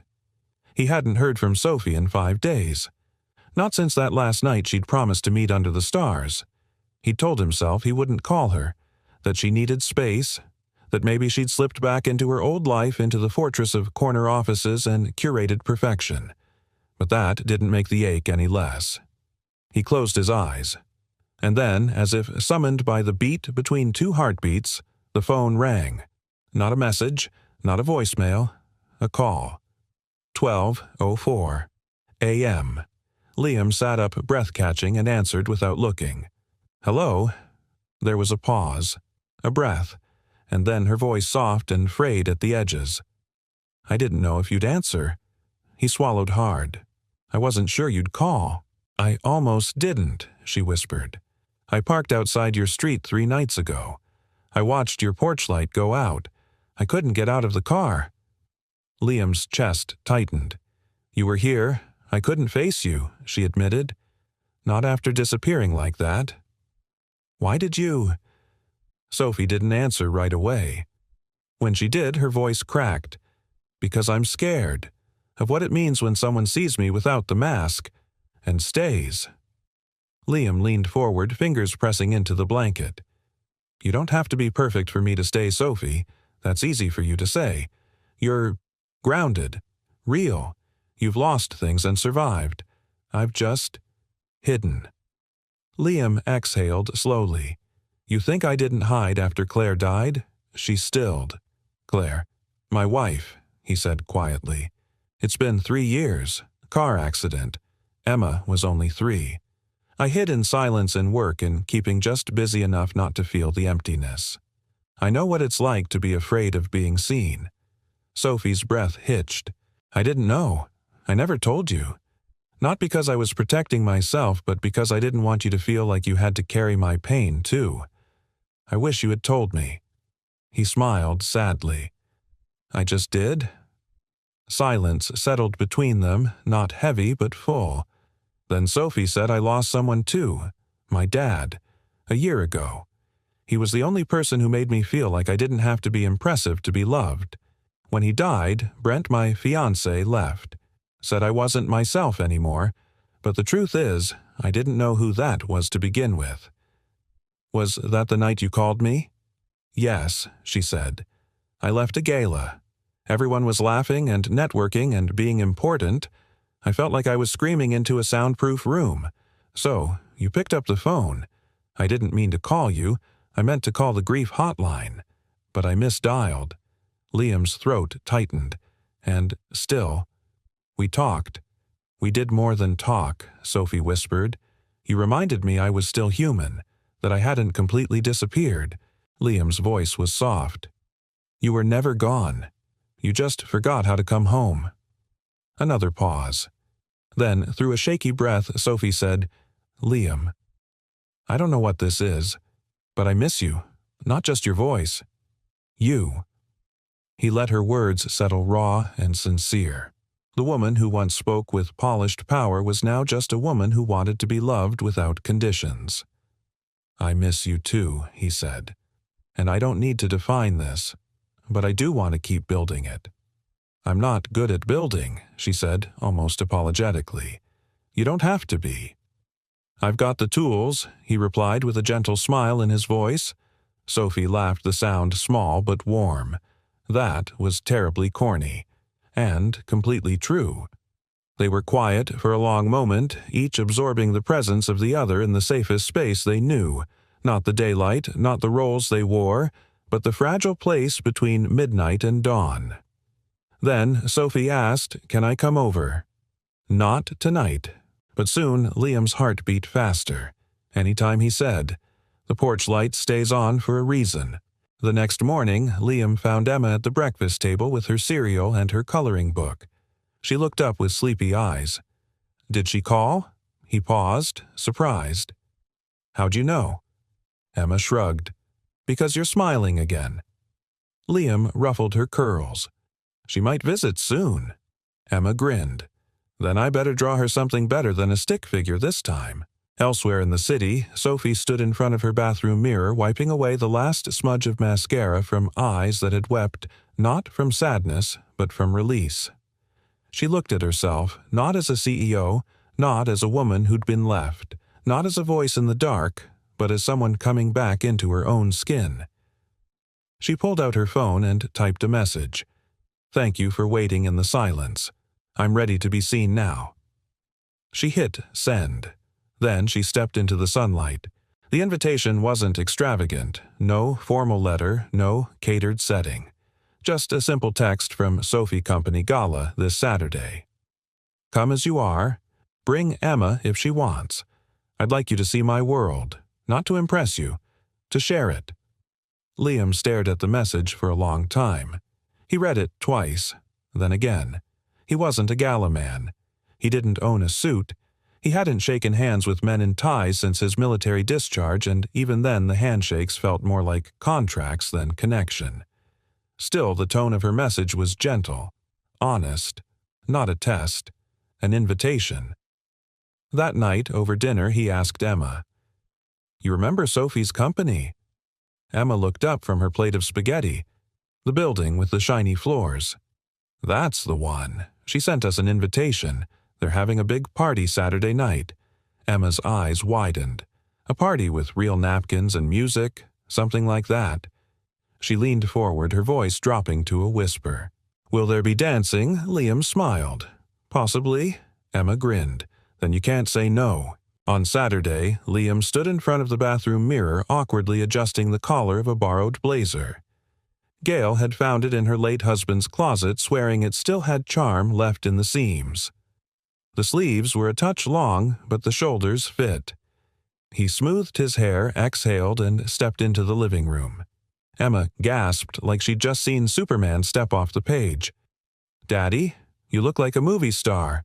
He laughed, slightly red. "You think so?" She nodded, clutching her tiny clutch purse. "Sophie is gonna faint." "Let's hope not." The Bennett Media Gala was held at the Downtown Art Museum, a breathtaking venue with glass ceilings and soft lighting that made the paintings shimmer like reflections on water. As Liam entered, with Emma, he felt every pair of eyes flick toward him. Not with malice, but with curiosity. The man in worn dress shoes. The man holding the hand of a little girl in sparkly sneakers. He almost turned back, but then he saw her. Across the gallery floor, Sophie stood beneath a suspended sculpture of cascading lights wearing a simple dark blue dress that caught the room like moonlight in motion. She wasn't holding a wine glass. She wasn't networking. She was waiting. And the moment she saw them, her face changed not for show, but for real. She smiled and it reached her eyes. She walked toward them, her steps deliberate but unhurried as though she was walking toward the most important decision of her life and had already made it. "Hi," she said, kneeling in front of Emma. "You must be the one who gives the best advice." Emma nodded. "I told Daddy you were worth showing up for." Sophie laughed, glancing up at Liam. "She's not wrong." Then she stood. The room seemed to fade. Liam offered a hand. "You look—" "Real," she finished teasing, "but soft." "Yes, and beautiful." She took his hand. "You ready to meet my world? I'm more interested in meeting the version of you that lives behind it." That stopped her, just for a beat. Then she leaned in and kissed his cheek. "Come on," she whispered. "I want you to see what I've built, then tell me what I might have missed." Over the next hour, Liam met her colleagues aboard her assistant, who eyed him with barely veiled surprise, and a man in glasses named Jonathan, who asked pointedly, "So, you're the guy?" "The guy?" Liam asked. Sophie answered, "The one who answered when I needed someone most." Jonathan blinked, then offered a respectful nod. Emma, meanwhile, stole the show, complimenting a woman's shoes, eating a mini cupcake in one bite, and asking a violinist how long it took to learn to make feelings come out of strings. But the real moment came when Sophie stood on stage to address the room. She spoke clearly, confidently, but not polished, not scripted. As most of you know, she began this year has been one of change for me personally and for the company. What you may not know is that the most valuable thing I've gained this year didn't come from strategy or sales. She paused. The room stilled. It came from a phone call. A wrong number, actually. A few chuckles rippled through the crowd. I called in the middle of a panic attack thinking I was reaching a hotline. But the man who answered wasn't a professional. He was a father, a widower, a stranger who chose to stay on the line not because it was his job, but because it was his nature. She looked directly at Liam. Since then, I've come to believe that true success isn't what we build for the world, it's who we become when no one's watching, and who we choose to stay with when the lights are low. There was a hush then, quiet, genuine applause. Emma tugged Liam's hand. "She means you, Daddy." "I know," he said, voice thick. After the speech, as people mingled and music filled the hall again, Sophie returned to them. Liam met her eyes. "That was brave." "No," she said. "That was honest. I think I've spent my whole life chasing applause, but tonight I just wanted to be known." And now he asked. She reached out, fingers brushing his. "Now I want to see what it feels like. To build something that doesn't need to impress anyone." He looked down at her hand, then at Emma, spinning in circles under the twinkle lights. He squeezed Sophie's hand. "Then let's build it." On Monday morning, Sophie stepped into the executive elevator of Bennett Media with a lightness in her chest she hadn't felt in years. The kind that doesn't come from victory or strategy, but from waking up and knowing she no longer had to perform to be worth loving. She wore no jewelry, no designer heels, just a tailored navy suit and a quiet kind of confidence. The gala had gone better than she could have imagined. Her words, raw and unscripted, hadn't just landed, they'd settled into the hearts of the people who mattered most. And Liam. He had stayed by her side through it all, not as her statement, but as her anchor. But as the elevator doors opened to the 20th floor, Sophie felt the shift before she saw it. George was already waiting by her office door. The look on his face wasn't rage. It was worse control, wrapped in politeness. "Good morning," he said evenly. Sophie met his eyes. "George, do you have a moment?" He gestured toward the glass-walled conference room where 3 board members waited inside, their expressions unreadable. Sophie hesitated. "Sure." Inside, George closed the door and turned, hands clasped like a lawyer preparing to present his case. "I'll get right to it," he said. "There's been talk after the gala." About what Sophie asked, voice steady. "About you, about your speech, about the man you brought." Sophie didn't flinch. "Liam." George gave a tight smile. "Yes." "Liam, the working-class contractor you described as the man who saved you. That's what happened." One of the board members, a woman named Diana, leaned forward. "Sophie, it was a lovely speech, but it's raised questions, concerns." "Concerns," Sophie repeated. George nodded. "Shareholders are wondering if your personal entanglements are beginning to cloud your professional judgment. You're seen as the face of Bennett Media, and your face has always been polished, aspirational." Sophie inhaled deeply. "And now it's human. That's the problem, isn't it?" Diana exchanged a glance with another member. "You know how perception works in our industry. Your identity has value. That value must be protected. And if I choose to protect what's real instead of what's marketable?" Sophie asked calmly. George tilted his head. "We're not saying you can't have a personal life, but when it becomes the headline, when it challenges the narrative, then we have to talk about optics, about the brand." Sophie stood still, but inside her something cracked. Not from the criticism, but from the realization they didn't see her. They saw what she'd built for them. And now that she wanted to be herself, she was a threat. She thought of Liam, of Emma spinning beneath museum lights, of laughter on a back porch and silence that healed. She looked George in the eye. "I won't apologize for being a person, for loving someone who reminds me who I am when the noise stops." "Sophie," George began, but she raised a hand. "If that's unacceptable to the board, then let's be clear about it. I won't pretend anymore. I won't hide the parts of me that make me whole." No one spoke, so she turned and walked out. That evening she didn't wait for 12:04. She called Liam at 7:46. He answered on the second ring. "Hey," he said. And though she wanted to be strong, the tremor in her voice gave her away. "I had a meeting this morning," she began, "with the board." "What happened?" he asked gently. "They told me that being with you, being myself, puts the company at risk." Silence. Then Liam's voice, soft but sure. "Do you believe that?" "No," she said. "I believe that I finally said something real, and the people who benefited from my mask got scared." He didn't speak right away. When he did, it wasn't with reassurance. It was with truth. "You don't have to choose me," he said, "but you shouldn't have to choose against yourself." That stopped her cold. She blinked into the quiet of her car parked outside the grocery store. "I don't know what I'm doing," she admitted. "You're doing what no one ever taught us to do," he said. "You're choosing wholeness over performance." Tears blurred her vision. "Why are you so steady when I'm falling apart?" He laughed softly. "Because I've fallen apart before. I know what it sounds like when the pieces start to fall into place instead of away." 2 days later, Sophie stood at the head of the conference table again. Same board, same polished glass. But this time she brought a folder. Inside it, her resignation. Not a protest. Not a failure. A reclaiming. "I'm proud of what I built," she told them.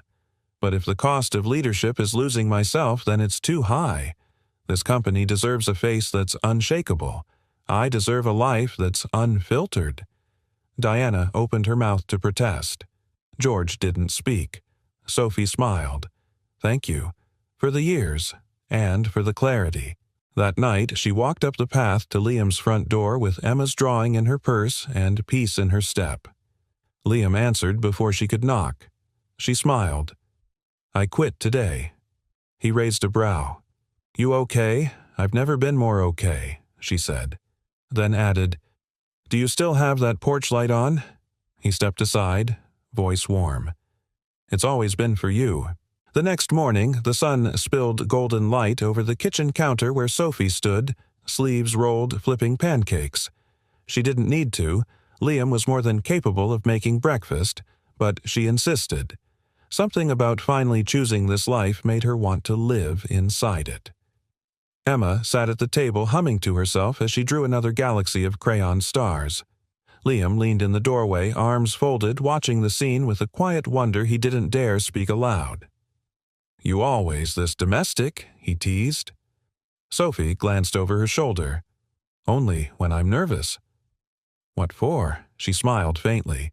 "Because this feels real. And real is terrifying." He walked over gently, took the spatula from her hand and replaced it with a cup of coffee. Then, let's be terrified together. They spent the day like a slow-breath library, books and errands, a trip to the farmer's market where Emma charmed every vendor, and an afternoon walk down by the river where Sophie kicked off her heels and waded barefoot with Emma, laughter echoing under the trees. As the sun began to dip, they returned home and sat on the porch wrapped in old blankets, sipping tea as evening came. "I keep waiting for something to go wrong," Sophie admitted softly. Liam nodded. "That's the problem with survival mode. Even when you're safe, your body doesn't believe it." She leaned her head on his shoulder. "So, what do? We keep showing up, until the fear runs out of breath." She smiled against his shirt. "That's poetic. That's exhaustion." He chuckled. "Poetry's a side effect." Later that evening, Emma was fast asleep with a flashlight still glowing under her blanket fort, and Liam stood in the backyard staring up at the stars alone. Sophie stepped out quietly, wrapping her arms around herself as the cool air brushed her skin. "Thought you disappeared on me," she said. "I was giving the stars a chance to show off before you came out and stole the spotlight." She rolled her eyes but smiled. "You always this charming. Only when I'm in love," he said so gently it didn't feel like a grand gesture. Just truth spoken plainly. Sophie stilled, not because she was unsure, but because for the first time those words didn't bring fear. They brought peace. She stepped closer. "Say it again." He turned to face her eyes, calm. "I'm in love with you." She took a breath. "Then I guess I should say it too." "You don't have to. I want to." She touched his face. "I'm in love with you, Liam Carter. Not the voice in the dark. Not the man I imagined. You. The man who listens when no one else knows what to say. The father who gives his daughter stars when she asks for cereal. The man who doesn't fix me, but lets me fix myself." A long silence passed between them. But it wasn't empty. It was full of history, of healing, of hope. Then Liam looked up. "Dance with me." Sophie blinked. "There's no music." He pulled his phone from his pocket and tapped a playlist. A soft acoustic melody began to float into the night, gentle guitar, a voice like old velvet. "Now there is," he whispered. He held out his hand, and Sophie stepped into his arms. They swayed beneath the stars, surrounded by crickets and the faint hum of porch lights. They didn't speak. They didn't need to. Inside the house, Emma peeked out from her blanket fort, watching from the window with a sleepy smile. She whispered to herself, "They found it." Then she turned off her flashlight and curled deeper into her blankets, secure in a world that finally made sense. A few days later, Sophie stood at a podium, not at a press conference, but at a quiet event hosted by a local nonprofit dedicated to mental health awareness.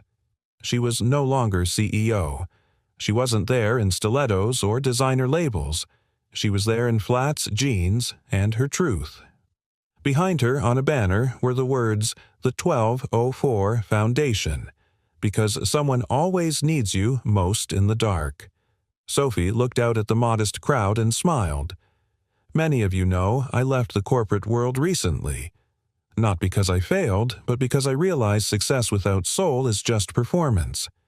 This foundation was born from a wrong number at the right time, from a conversation that saved me when I didn't think I deserved to be saved, and from a man who stayed on the line when he didn't have to.